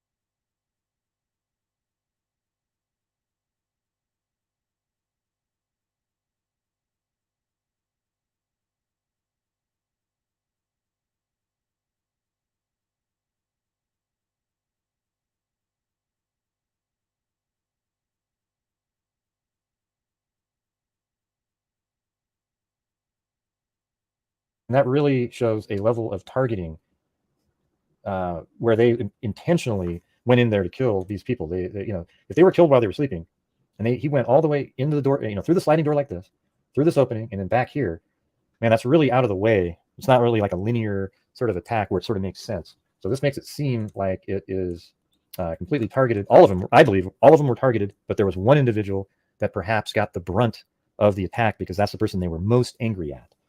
Now, the way the police could likely be able to determine the sequencing here is by blood droplets.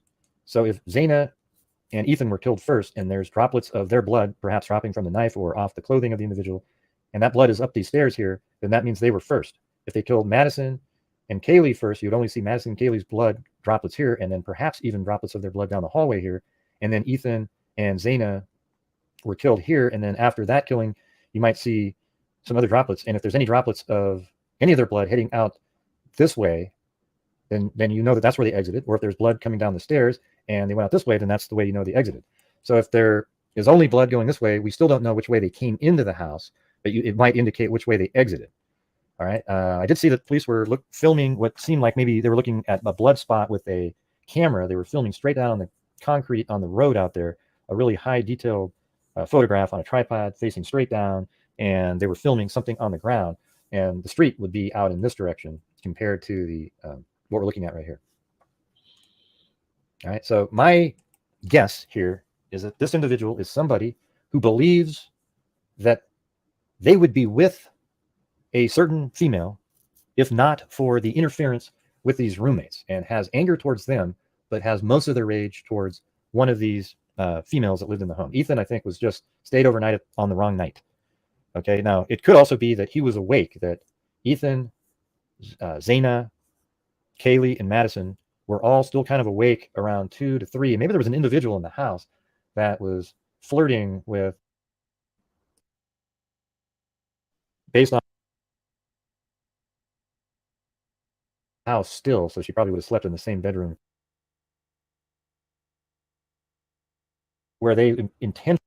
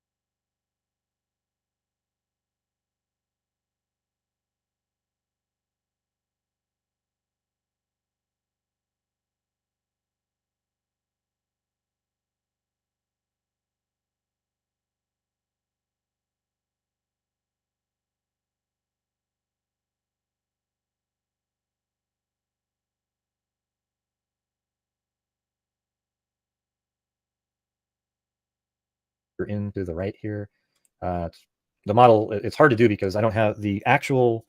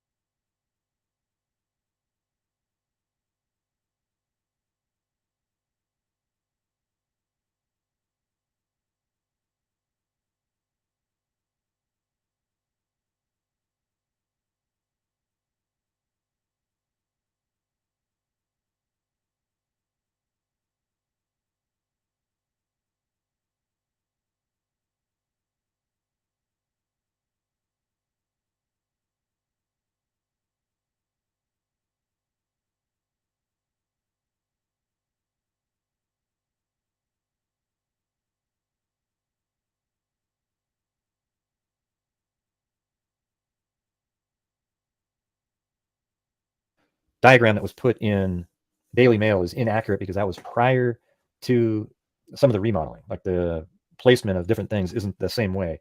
Yeah, so let's just look at it one last time. You come in right here, you come up these stairs, you go down this level. There's one little step down to 2B here.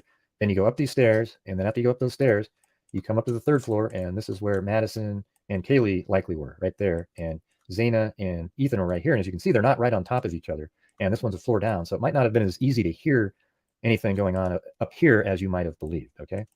So, it's always great to have a model here. It doesn't help solve the crime. It does help give people that are following the case a much better understanding of what happened.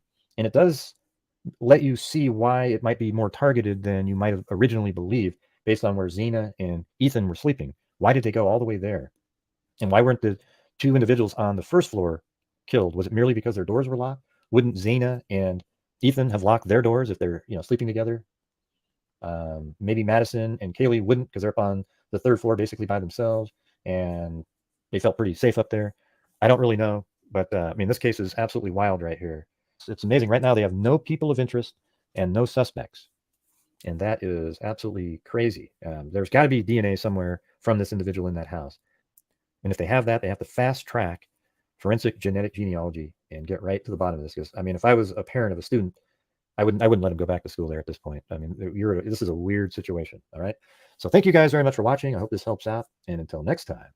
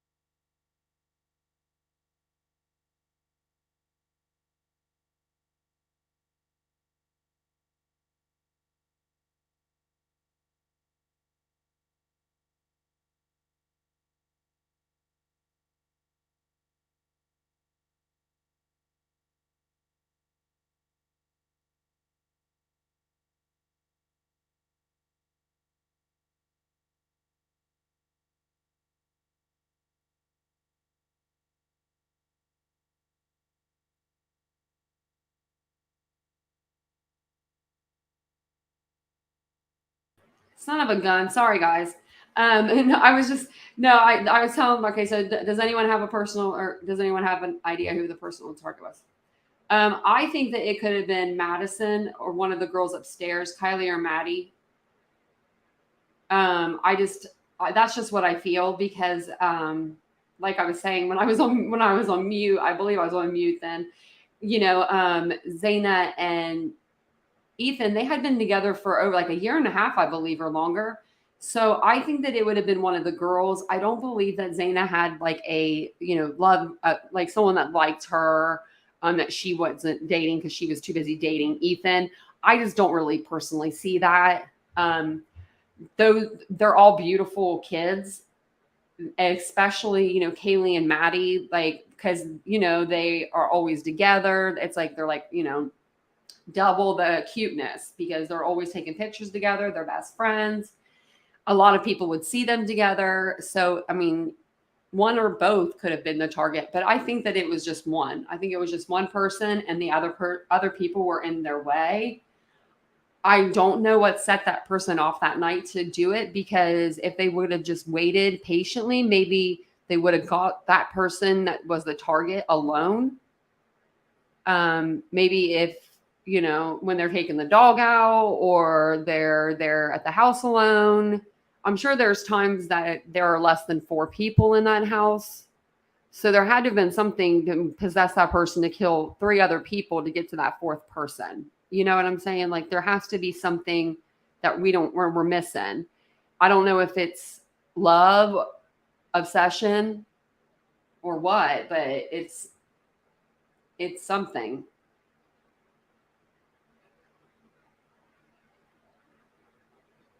Like a revenge killing for bullying, maybe, yeah. You never know what people are thinking, you know? Because of her mom's drugs. I don't know. I don't think her mom really has any. I don't even think she was really in her life. I think it was like her mostly like her dad was in her life. And so I just think that her mom made really bad decisions. Super bad that you can't really come back from them. Let's see what else I have here for you. We went through the corner club. Did we go through? Yeah, we went through those. Okay. Yeah, and then they haven't given us a press conference, or like I know when they're going to do their next press conference. They haven't really told us that either. They just been saying they've been giving us updates on the Moscow Police Department website, which is nice. And then now I do have their email, so I can write them. So if you guys have any questions, let me know. Like in the comments, or if this is on a replay, let me know in the comments, and I'll write them. Now that I have like an email, because I hate calling people, I'm the worst. I get really nervous on the phone sometimes, and I'll probably just like ramble on, and they'll be like, okay, we want to talk to you. But I was just gonna like email them and let them know that I'm press. I'm not gonna probably say I'm YouTube, just because some people in YouTube crime, but they have a bad name. So I may just say, hey, I'm press and I have a couple questions, and then see if they answer them for us. I want to know. I just have a couple questions. Like just even like the private driver thing, that just is just like a little bit weird. I did write down some questions the other night, somewhere around here, but my book fell off of my table, of course, last night, and I was like, crap, there goes all my papers. But I just wanted to know, like, what else they have planned to do. I want to know about the door, the chairs. I want to know if the chairs were there placed before the cops got there, officers arrived, or if the officers placed those chairs there. That's a big question for me. That's probably one of the biggest ones I have. Sliding door is all jacked up. Yeah. So if that's what I'm thinking, I'm thinking if he came through that sliding door, then those chairs, then the police had to have put those chairs there to reinforce the door, which I don't understand, because they have a cop there stationed every night. So they would only need to put the crime scene tape up on the door, and then people know not to go in. I mean, people should know. And if they do, then they get arrested. And there's people in there working. I don't know why they'd have to reinforce that door like that with those two chairs. Like, I'm still on the chairs. I can't help it. Like, I can't help it. My main question would be, did the blood get outside of the bedrooms? Yeah, that's a really good question. The chairs are weird to me, and then also the placement of the bodies, like where they were placed. I don't know if this is the right one or not. Oh, actually, I think it was the one I was just on. But I got it all zoomed out, and I can't get it to zoom back in. There we go. Well, if I can get it to zoom in, maybe I can just show you guys. I'm learning. I've had this MacBook for a while. There we go. You just have to do it harder. Like this, the placement of the bodies. So, why are these 1 and 2 up here, up on what appears to be like the bed or near the bed? And then, 1 is down here looking like it's going towards the sliding glass door. This one is going towards a window. I'm just curious about the body placements, like on this map. If they could tell us, like, are these accurate, or was this just somebody putting numbers places? The 2 girls weren't having a relationship. No, they were just best friends. Were the lights on or off? Did the murders go down in the dark? I think the lights were probably off, but some of them throughout the house were probably still on. I would say it wasn't completely dark, but that's just, I don't know. That's what I would just say. And those chairs are just so weird to me. I can't get over it. I know I've been saying this for weeks, but they're just weird. The chairs and those chairs are just, I don't know. Let me see what else is on this little website. I've been looking at this a lot. And then it even shows you the back end. And like, you don't see any blood on the door. Like, trying to zoom in, but like I don't see anything there. That looks like crime scene tape right there. And then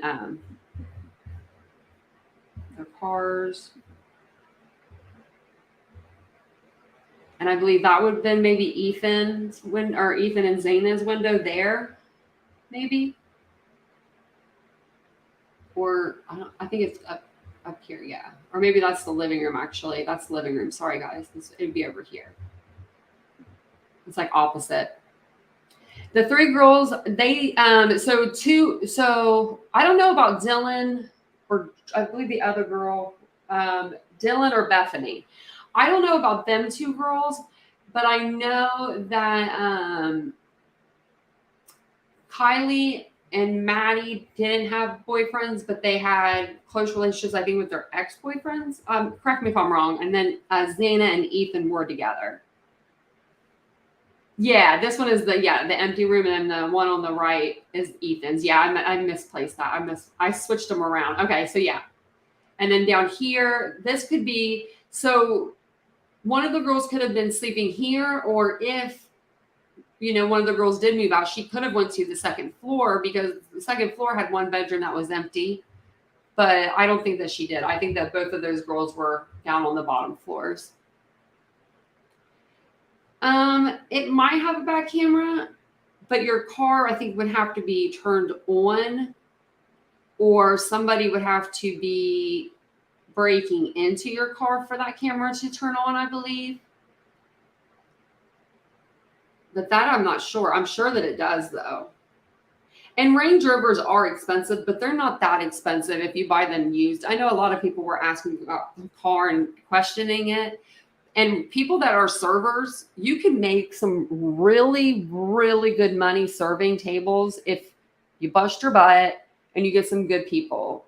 You really can. You can make good money. So she probably saved all of her money, and then as she went out, she probably had people, like buy her drinks and things, because she's a cute girl. And that's what happens when you're cute. You know what I mean? You're cute and you're in college and you're having fun, and it's just so sad. I was going to go over this, and I'll share this with you guys, and then we'll see. Let's kind of see what he says.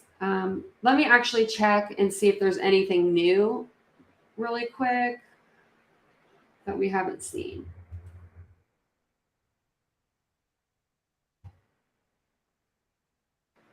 Because you never know. Let's see.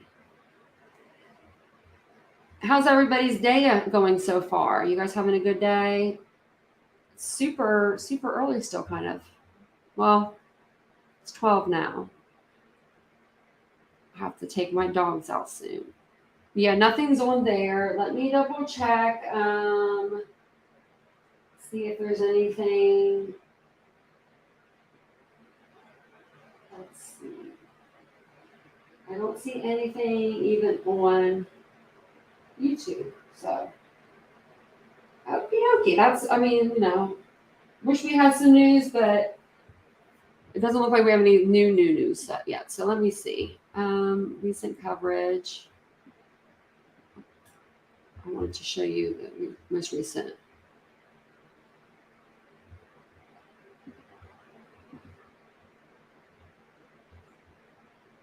The power of one small action, one conversation, or one phone call can make a difference in the life of a veteran going through a difficult time. For free 24/7 confidential support, call the Veterans Crisis Line or the Military Crisis Line. Welcome back. Oops. Back to Court TV Live. I'm Michael Ayala. Thank you so much for joining me this hour. And we start this hour in Idaho, where we are 9 days into the investigation into the gruesome killings of 4 university students. And there still is very little information to go on. And now, instead of getting ready for Thanksgiving, the families of the 4 victims are laying their loved ones to rest. Yesterday, the family of 20-year-old Ethan Chapin held the first memorial. Chapin's family said Ethan was a triplet, with all 3 siblings enrolled at the University of Idaho. His family said in a program memorial that Quote, "The loss is unimaginable, but our family will persevere," unquote. We are still waiting word on when the other 3 victims' families will hold memorial services for their family members.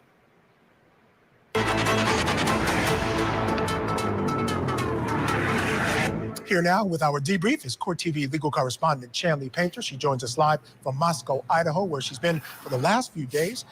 Chanley, I want to get right to the latest on this case and the search for the killer or killers. We're 9 days in. What can you tell us?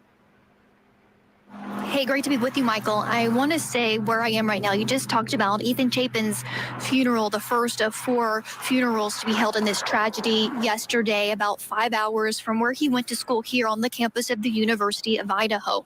If you look behind me, I'm in front of his fraternity house. This is Fraternity Row, the Sigma Chi house behind me. He was a member of the Sigma Chi fraternity, and this is where he was last seen with his girlfriend, Xana Kernodle, around 8 p.m., 9 p.m. They were at this house at a party in the hours before their murders. And as you can see, Michael, back to my left here, the white multi-story house is the crime scene. They were walking distance to home from the Sigma Chi house here.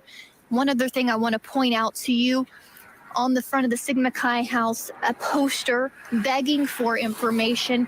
You see those flyers all over town as the families encourage people to come forward, especially in locations like this where the victims were last seen before they were at that residence, Michael.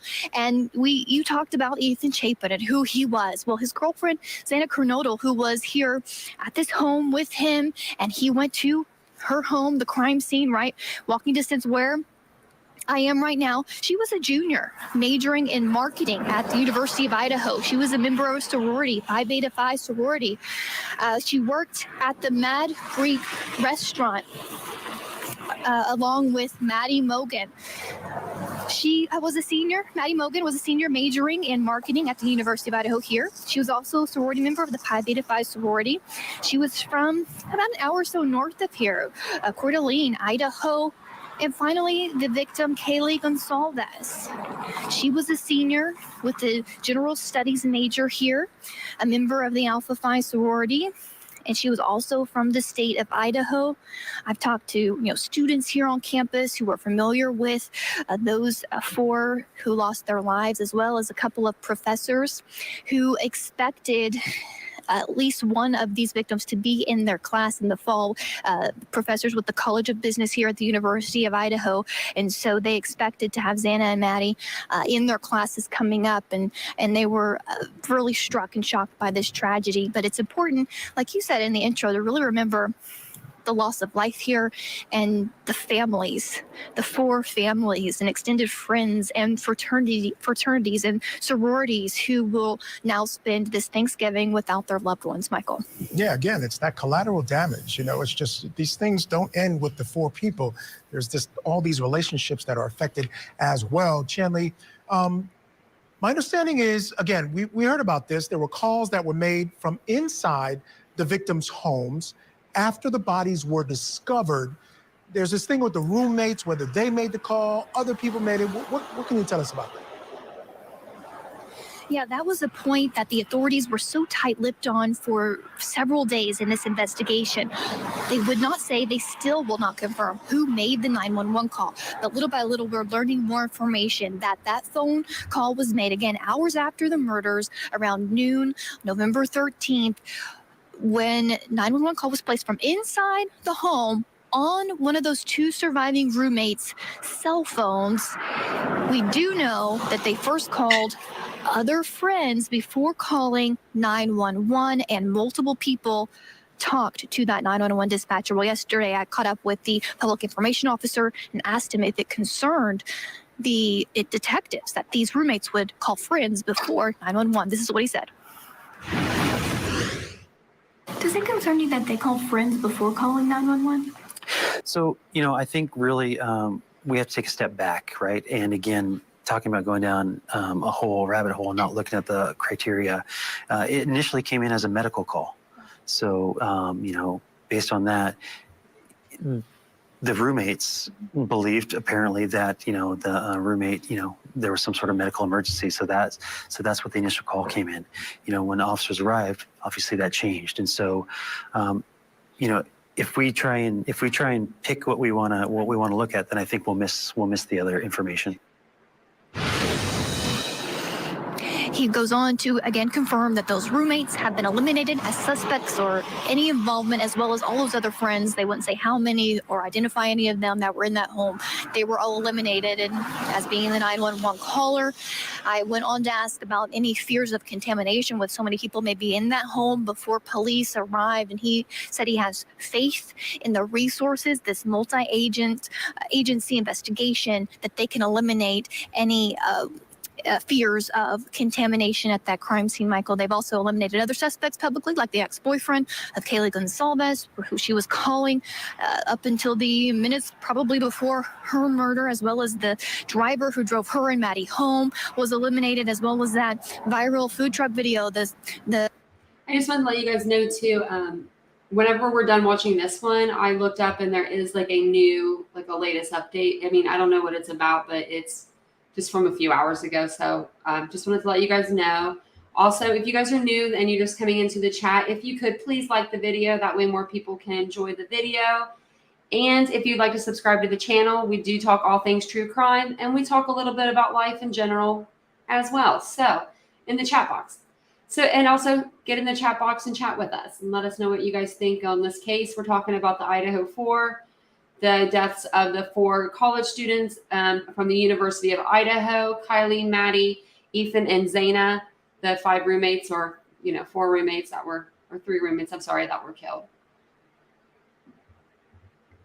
The young man in that video was also eliminated. So we've learned about elimination of several suspects, but still, as I stand here today, authorities don't have any suspects or persons of interest, according to what they are telling me. Quickly, Chanley, just to double check something you just said. Now, we were aware that it came to light that there were some phone calls made from Kaylee Gonsalves' phone to the same person, a number of calls around the time when they got home. So you're saying that was to an ex-boyfriend and he's been cleared?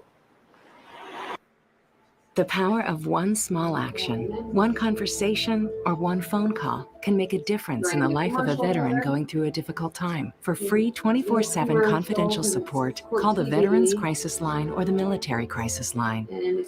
That's right. That was to her ex-boyfriend. They were together for several years, according to her family. They had just recently taken a break. It was amicable. It was something Kaylee wanted to do, but her family said they were about to get back together.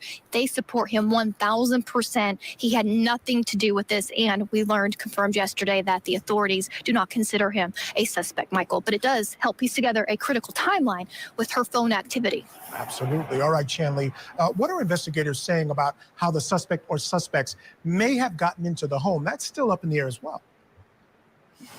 It really is. I actually was at the crime scene yesterday as the investigators were leaving. I asked, do you know how the person or persons entered or exited? And he said, we don't know.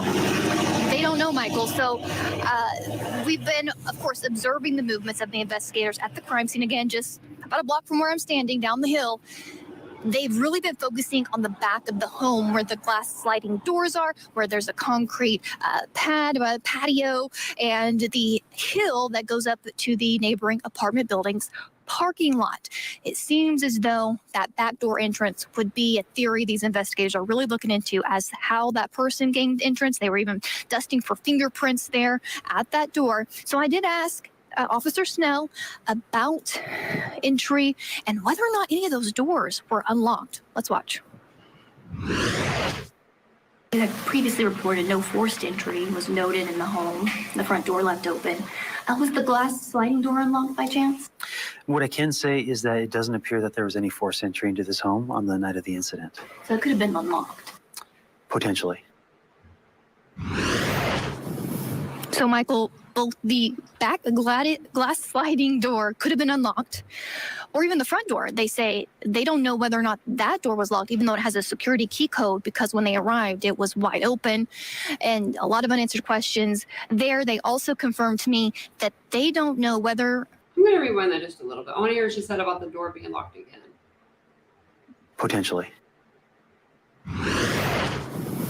So, Michael, both the back glass sliding door could have been unlocked, or even the front door. They say they don't know whether or not that door was locked, even though it has a security key code, because when they arrived, it was wide open, and a lot of unanswered questions. So they said that the back door could have been unlocked. So maybe the chairs weren't there. I don't know about that. And then the front door was open. So he could have either had the key code, or broken the back door and went out the front door. But I think he came in the same door that he entered. Do you guys think that? Do you think that he exited a different door than the door that he entered? Or do you think that he, or she, but it's a he. I'm going to say it's a he because of the brutality. Do you think that they used the front door and went out the front door, or back door, went out the back door? Or do you think that they would go, in the back door, out through the front door because the front door was left open? I just personally don't see it. As you guys are, going in the chat, I just want to let you guys know I do have a TikTok. I'm trying to get some people over there. That way I can do more 3-minute kind of videos. So it is at TitaniumBuilt.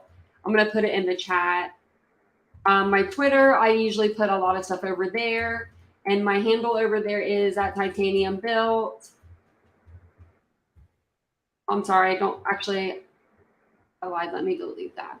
Oh, I can't delete it. So it's actually at Titanium_Built. I hate that. And then if you guys would like to email me any video submissions, or if you would like for me to cover any different stories or cases or anything at all. And I also do where I tell your own personal stories of, true crime or trauma or overcoming, different obstacles in life. So if you want to write those stories to me, you can write those also at titaniumbuiltboo@gmail.com. So I have those little things there, and I put them in the chat as well. The Twitter is actually titanium_built. So we'll go ahead and get back to what they were saying. Thank you guys for allowing me to interlude there. They also confirmed to me that they don't know whether or not the person or persons responsible knew the victims or not, but they still say it was a targeted killing. All right, now, Chanley, this was a home where a lot of students, they were all students at the University of Idaho. Many of us who have gone to college, we all lived in a house like that. It's a big home. It has many levels. What can you explain to us about the layout? Yeah, this really is a unique layout, and we try to take video from different angles of this home to try to give our viewers what we see here in person. Now, again, I'm not standing here. I'm at the fraternity home, but again, just a few yards past this home down a hill, you can see the crime scene, and we have video of it here. This is an angle that really does show how the levels align as it is built into the side of a hill. The front door on the first basement level floor. There's a second floor. That's where the backyard entrance would be through the sliding doors. And then there's a balcony on the third floor. Each level has 2 rooms. We know that the victims were found on the second and third floors of this home. That's the second floor of the home we're looking at from a real estate listing. It gives us an inside look. Of course, this was not taken during the crime scene, but there you can see it enters into the kitchen from those back glass sliding doors. And this is, we don't know. They aren't confirming, who was on which floor or what room was on each floor. But I have to tell you that today, when we were going around the back side of the home on the third level, there's a room on the back side of the third level that has the letter M in the window, Michael. And that would lead us to believe that maybe that was Maddie Mogen's room on the third floor. And as we observed the crime scene technicians inside the home on Friday night, they stayed late into the dark. We could see through the windows. We could see them on the second floor taking photos, spraying what we presume to be luminol in the hazmat suits in 2 different locations, at least on the second floor and on the third floor, at least in 1 location. We could see the action there as well. All right, so interesting tidbit there. I didn't realize that they were found on 2 different floors. So that's interesting as well. All right, Jenny Painter, thank you so much for that report, all of the wonderful work that you're doing out there. We'll speak to you again soon. I'll let you go now, bring in my guest for this hour. Joining me is Deputy Public Defender for LA County, Philip Dubé, and Civil Rights and Trial Attorney, Adante Pointer. Gentlemen, thank you so much for joining me this evening. And I mean, you heard that report, the new information coming out, things that we're learning about the 911 call and who might have made it, the fact that there were other people in the house before the 911 call was made. I mean, all these different things. And Philip, I'll start with you. Just your thoughts on this case and the prospect that someone might be found who is responsible for this. They will definitely find somebody. It is a matter of time, Michael. This is a classic example of why the statute of limitations is endless for homicide or for murder, because they realize it can take a while. Nowadays, especially in the DNA age, if you will, many suspects are not already in the National Data Bank in CODIS, and it's very possible that they are combing the crime scene for any type of biological evidence that does not match the decedents from the scene. And there is no hit in the database, but it's very possible that whoever did this will be arrested in the future. I was just going to answer a couple of your questions in the chat. The no cameras, Jenny said no cameras showing the area in the front of the house. And then Queen of the Rabbit Holes, especially since that's where they park and enter the house. My boyfriend said the same exact thing last night when I was talking about this case. He said, where's all the cameras? He works for a camera company. He works for, it's like 4 companies in one. He's system admin in a company, IT. But he did tell me that's very strange that they don't have like a doorbell camera or just a camera, you know. You would think that they would. But being college students, and in a small town, you have to think that I don't think these people thought that anything could enter their bubble and, you know what I mean, really hurt them. Because when you live in a small town, you don't know what big towns hold. And this is a big town crime right here. 4 people.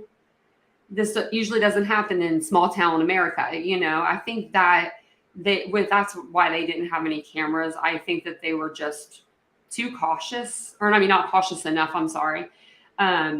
Me personally, I live in what they consider like, I don't know, I guess the suburbs, but not really. Everything's around me, but I have loaded security. You have to walk through a locked door. Then you get to my apartment. I have a locked door. I have a doorbell camera, and then I have cameras in my home. So if anything were to happen to me in my home.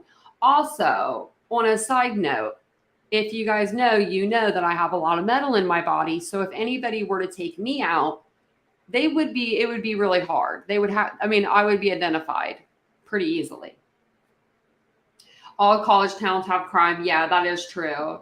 Ohio State has a lot of crime up there. I know that they do. They always tell people walk in groups, things like that. And I refer to that college because that's the college that I've been around the most, other than, my own, but I went to school online. So, and then I wanted to answer Isabel's question. If that backs onto the woodland, usually there's trail cameras to watch wildlife. Have they checked? So that back wooded area is only wooded like a few feet. And then there's actually a road that goes back there, and it goes to a parking, I guess like a parking place where you can park up there. I noticed that somebody was talking about that the other day, yesterday on their channel. It was one of the news coverage. They were covering it. Maybe we'll end up seeing that because I have something on the latest coming up. So latest news. After we watch this, we'll get to the latest news. That their DNA will be collected and uploaded into CODIS, and voila, they'll get a hit. And then they can start investigating and interrogating the person they have in custody. I don't know why, Michael, but my gut tells me, and maybe Adante disagrees, that this was a juvenile. I just have a feeling that there was some juvenile out there up to no good, maybe thought one of the girls living there was cute.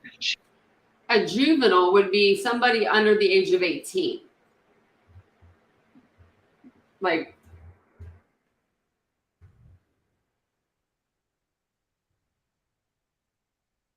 I mean, I'm trying to see if it just means like a young person or if it really means just somebody under the age of 18. So it just says of, for, or relating to young people, a young person. So, I mean, I say that too. So I was just wondering. Yeah, no way a juvenile. Like, unless he's talking about somebody in their late 20s, early 30s, mid to late 20s, or I don't know. That's what I'm thinking anyway. It could even be older. They could be older. They could be a little younger, but I don't believe that one. Okay, let's go through this one because I haven't watched this guy. So let's see what he says. She rebuffed him, and the next thing you know, he tries to kill her, and then to get rid of all the witnesses and any evidence, he kills. I'm going to stop it again already because no, I don't believe that he went to the third floor and hurt Maddie or Kaylee first. That's what he's insinuating. Because if it was Xana, she's in bed with Ethan. Them all. It's just my hunch. Adante, I'd love to get your thoughts. I don't know if I agree with Philip, only because Sorry. in finding out today. Sorry, guys. I like him. I don't know who this guy right here is in the middle, but I never hear anyone say that. They usually just go, oh, good analogy. And then like they'll go to the next person. He was straight up said, I don't agree with him, I don't think. Hey, that there were victims on 2 levels. So this person or persons would have to have done the murders on 1 level quietly enough, and then gone up to another level or one way or the other and done another couple of murders, and then left. Again, so far we're not sure about any biological evidence, things of that left. Oh, sorry. Nature left at the scene. He did use a military knife. I don't know. To me, it sounds like this is someone maybe with some experience. Your thoughts on this one? Yeah, I think this is a person who, clearly not only were they bold enough to come into someone's home and kill 1 person, but kill 4, and then go to multiple levels of the home in order to commit these crimes. So, this is someone, in my opinion, that is either a crime of passion, someone who, a stalker type person who liked this young lady or liked more than 2 of the young ladies or whatnot, and came in there and, saw them with other men there and kind of lost it. Or this is someone who was just a deviant criminal who had murder on their mind. Because when you see guns used in crimes, those are more quick decisions. When you're using a knife, it's much more personal. It's up close. You're getting blood on yourself.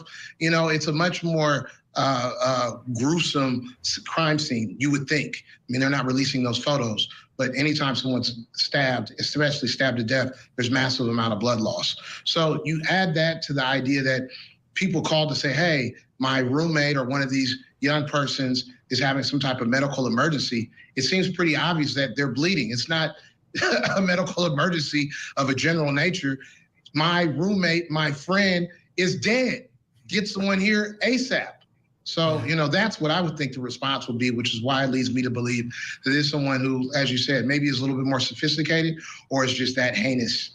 Yeah, and the knife. We were just looking at a knife similar to the one used in the attack, Philip. And when you see that knife, that's not a knife that just anyone kind of walks around with.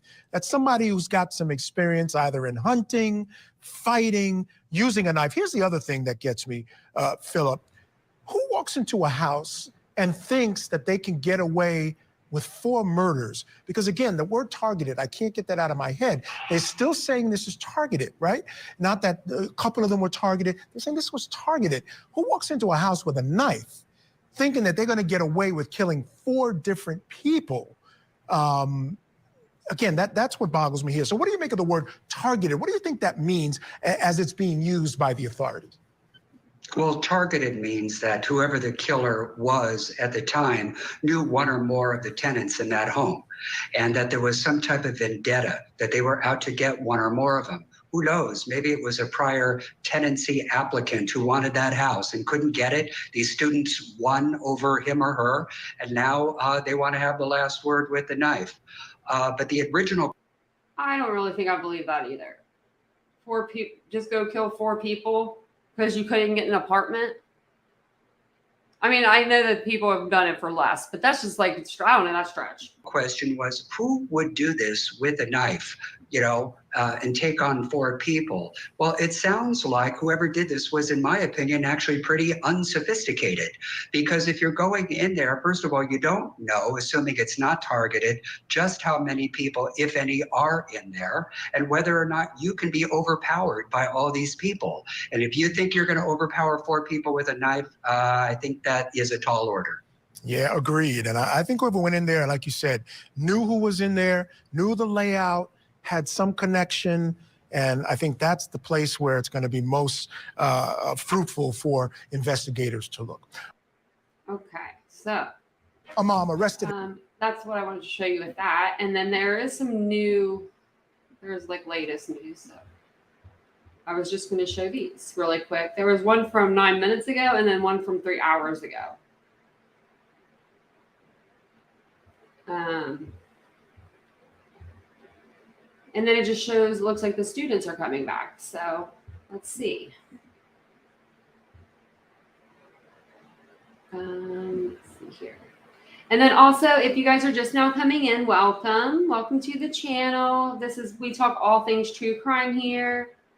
If you could like the video, that would be awesome. I saw that a lot of you guys have liked the video so far. I really appreciate that. And then also we are doing another giveaway once we hit 25 subscribers or Titans. And we're only like 100 away. So not that far. Can't wait.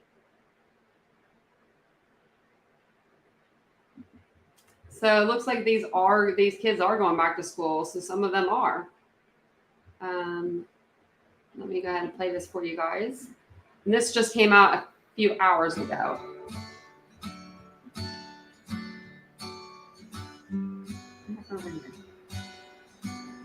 We are the Manning family. My perspective since we've been in Ohio See that has during the changed commercial. drastically. I find it a huge blessing that we were able to move here. Let's see.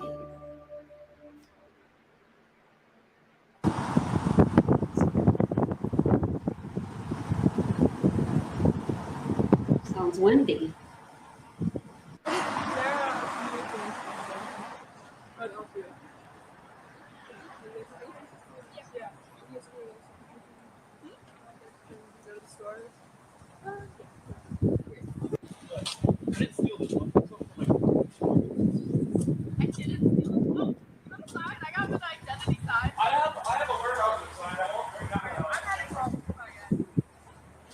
There's some ass kicking boots right there.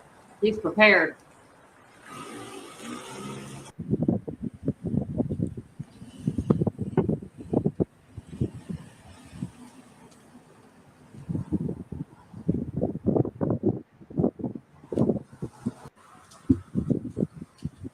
Oh, that was good.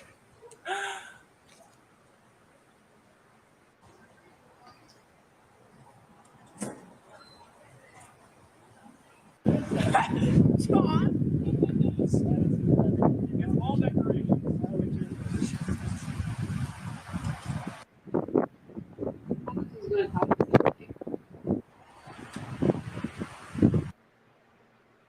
on. Let me see. I thought there was something else. Yeah.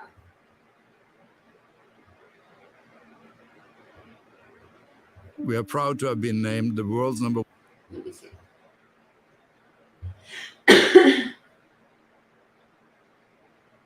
Okay, I'm just going to read it because it said like there was something about the dog. It says, Idaho police investigating the violent murders of 4 local university students have so far not confirmed whether the dog inside the home was barking around the time of the slayings. In the 2 weeks since the 4 University of Idaho students were discovered fatally stabbed inside their King Avenue home, swaths of social media users are questioning, among other things, whether one of the victims' dogs was heard barking at the time of the attacks. The answer, some speculate, could indicate whether the animal might have been familiar with the attacker who has evaded police since the November 13th tragedy. However, Aaron Snell, a director of communications for the Idaho State Police, told Fox News Digital investigators have no confirmation on the dog other than that it was in the residence when officers arrived just before noon. So I guess the dog was inside the house. Or wait, no, I'm sorry. Other than the dog was, Or no, yeah, that it was in the residence. It says in the residence, not at the residence or outside. So it was inside of the house. Maybe it was this that I want to play. Watch me. Watch me measure, mix, and stir. Oops. I'll be the next great baker. This I'm sure. Today marks 2 weeks since 4 University of Idaho students were found stabbed to death inside an off-campus home. And despite hundreds of tips and interviews, authorities have yet to identify a suspect, a motive, or the murder weapon used to commit the gruesome murders. Still, police are knocking down rumors and assuring the public that they are making strides in the investigation. We know that there is somebody who has some people, right?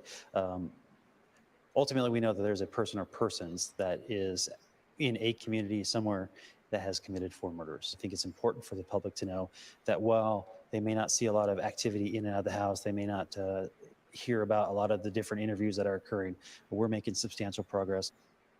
Question on everyone's minds: when will these families get the answers they are searching for?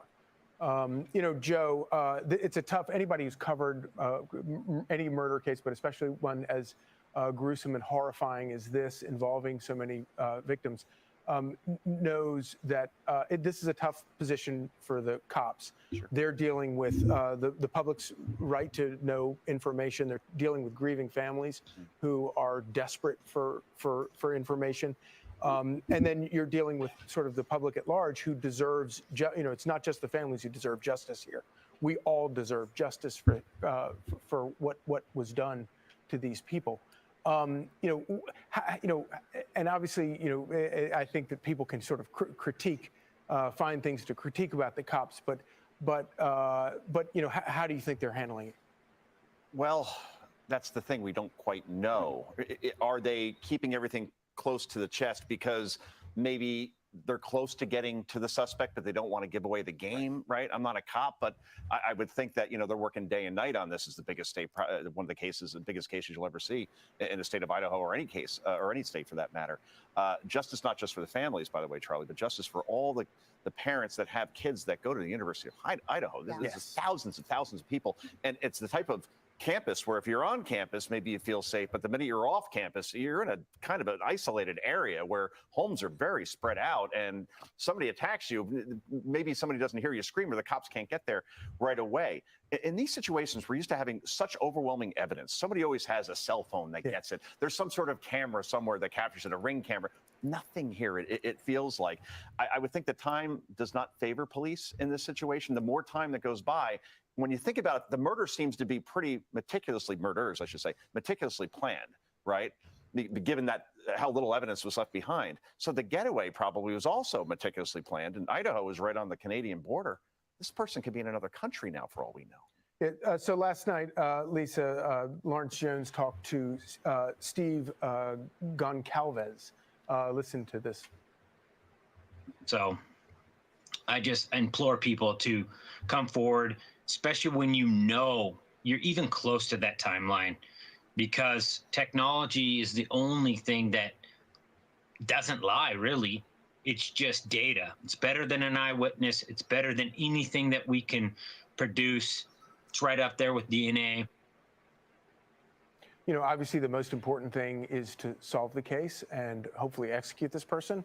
But, can you imagine being a parent in a situation like this? No, I mean, I can't imagine ever bearing a child, and then even particularly, in these circumstances, and then not having the answers that you want as a parent, right? Not getting that closure, not seeing the justice take place, and then not, seemingly having a lot of answers to so many questions that we have. I just, you would think that this individual or individuals obviously took an enormous amount of risk, right? You're going into a house full of people. So if you're like a serial killer or something like that, why would you take that sort of risk? It seems like this was some sort of crime of passion. And then I wonder if this person or persons, that they knew which rooms these 4 individuals were in, because why did you spare 2? And how did those 2 people not wake up when the victims had defensive wounds? So I don't know. I mean, this is just such a puzzling case, and just it's so sad to see 4 young lives taken from this earth. And I feel so bad for the parents to not have any closure right now. So I just, I'm looking at this and hoping that the police know more than they're letting on because they have some sort of trail that they're going down. We were talking a little bit about the DNA evidence last night, or the absence of it. What's really interesting about it is maybe they are sitting on something. Maybe it isn't something that's a smoking gun that went through the FBI's DNA database that takes them, right to a specific person, but that also would tell you that that person isn't a convicted criminal if their DNA wasn't in that database. And so I think that's interesting, could give them some clues to start going down, certain paths. But I also think in a local community like that, if they tell everybody everything that they know, all of a sudden somebody could, flee, get away. I'm also worried about this becoming a cold case as we head into the holidays. The farther you get from the date it happened, it becomes more and more difficult. Yeah, the most important thing is that they build a case and convict somebody. Okay. So that's none of that one. Okay. I thought I must exit out of there. No, I do thought, where's Jessica Fletcher when you need her? Like I said, I bet there have been flyers looking for another female roommate. There might have been, because I think that room was empty. I don't think another person had lived there or maybe ever lived there, maybe a while back, but I was trying to actually Google search it while the video was going on, and I couldn't find anything about another roommate. I think the renovations were done prior to them moving in. Normally, they always do those type of renovations each school year. Almost even they'll go in and put in new carpet, new flooring, even if they have to. But it looks like that house had really hardwood, original hardwood floors at least up on the second floor, where the living room was. So I don't think they have to change those ones out as much. Maybe just polish them because, they're easy to kind of clean. But, you have to think college students living in a house, if they live there even a year or 2 or 3 or 4, it's going to get messy. So I think that they go in and renovate all of that stuff prior to anybody moving in. That way they don't have to have people in there while they're renovating. They don't want furniture in the house where they have to move things around, Fox News is saying they found DNA of the suspect. Really? I was just on Fox News. That's exactly where we were just at. Let me see.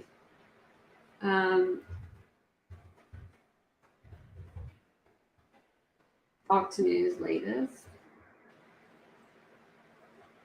You know where it was on there? I don't see anything.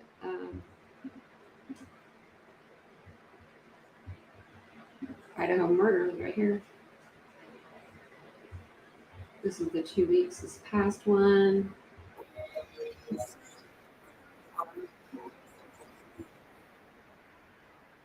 trying to close it. Won't let me. Okay, it's being weird.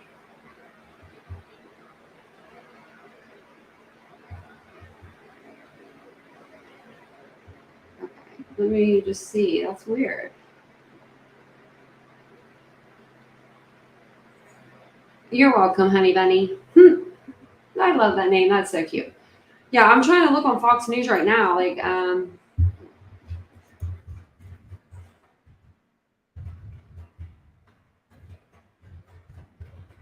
It should be an update. This is the closest one. This is the live one. Let's see what this one says.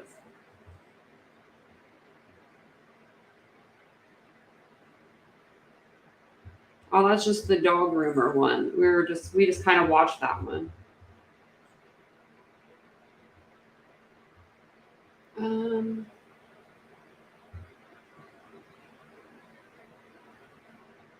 Let's see. I don't see anything on here.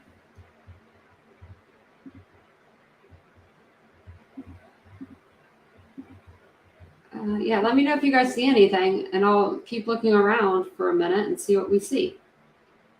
Get rid of some of these tabs. And then also, I did put it somewhere on here in the chat if you wanted to join our membership. I pinned it in there. And then there's the website again. That's my right to my page. If you want to join the membership. They said Ali can't find the suspect's DNA on the criminal database, so he is a first-time killer. Let me send you the link from Reddit. Oh yeah, I would love that. Thank you.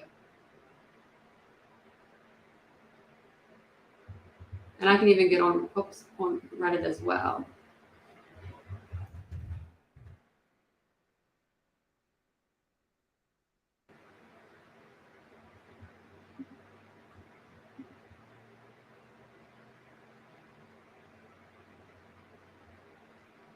Yeah, it doesn't even come up for me when I put in update.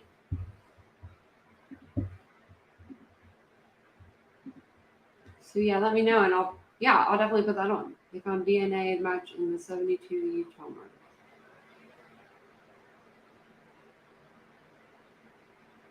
So they're finding matches in the same DNA? Yeah, someone sent me that. I'm like, where? I'm trying to figure out where that's at. Because I'm on Fox News.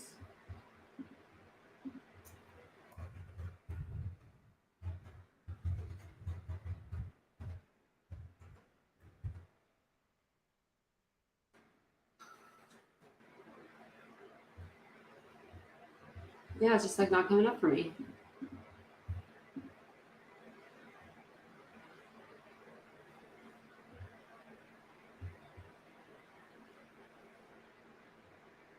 Oh, no. Oh, okay. So no 1972 murders found a DNA match for those killings. Okay.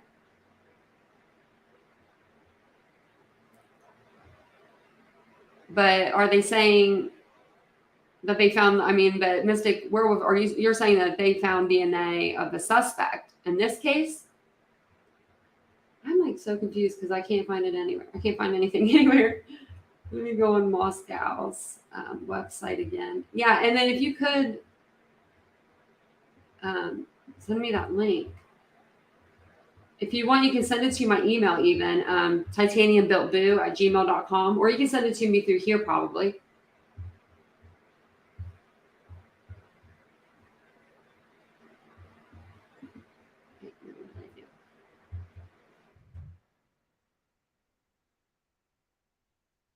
Here, I can share this with you guys while I'm doing it. That's crazy.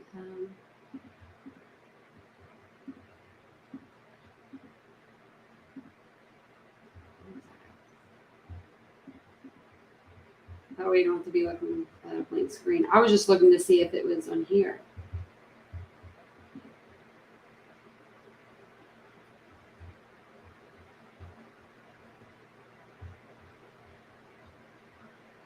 I think the updates were, yeah, the news releases were down here, and we already went through those. So they haven't put out a news release yet. Not on this anyway.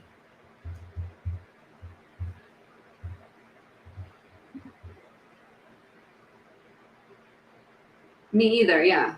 I can't find any news either.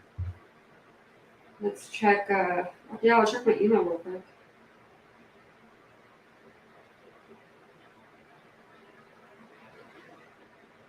I have so many emails. I need to get rid of some of these.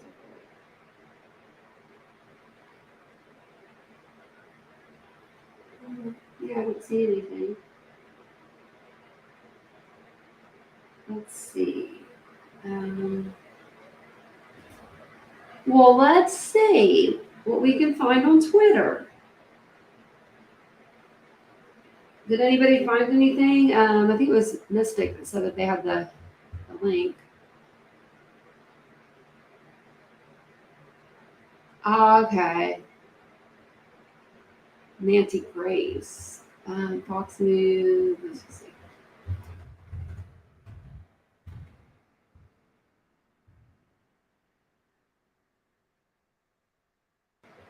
Nancy Grace, Idaho.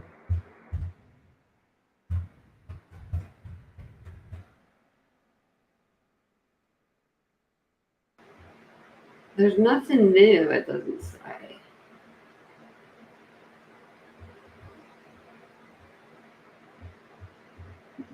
'Cause this is all old. 7 days.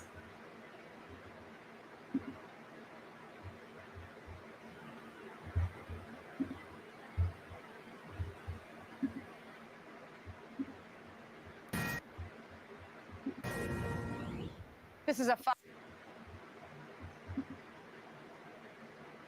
I don't know which one it would be. If you find it, just send it to me. And then I'll get back on here and I'll for sure check that out. Because I'm really curious now. I wanted to see if they have anything in there.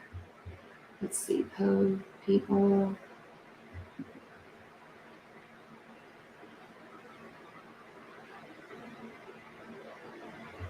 I'm trying to see if I can find anything on Reddit. It just looks like everything was older. Just join these. I'll join this one. Let's see.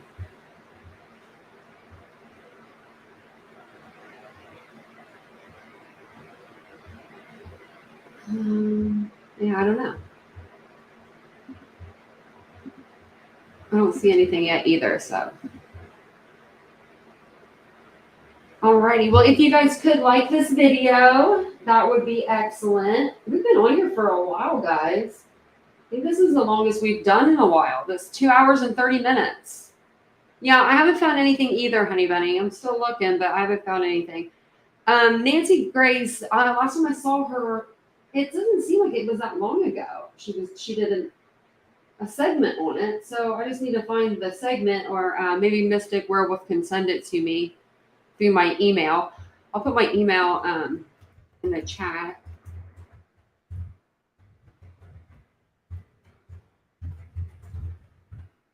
And then also I do have a Twitter that's at @titanium_built. My TikTok and my Instagram and my Patreon is all at TitaniumBuilt.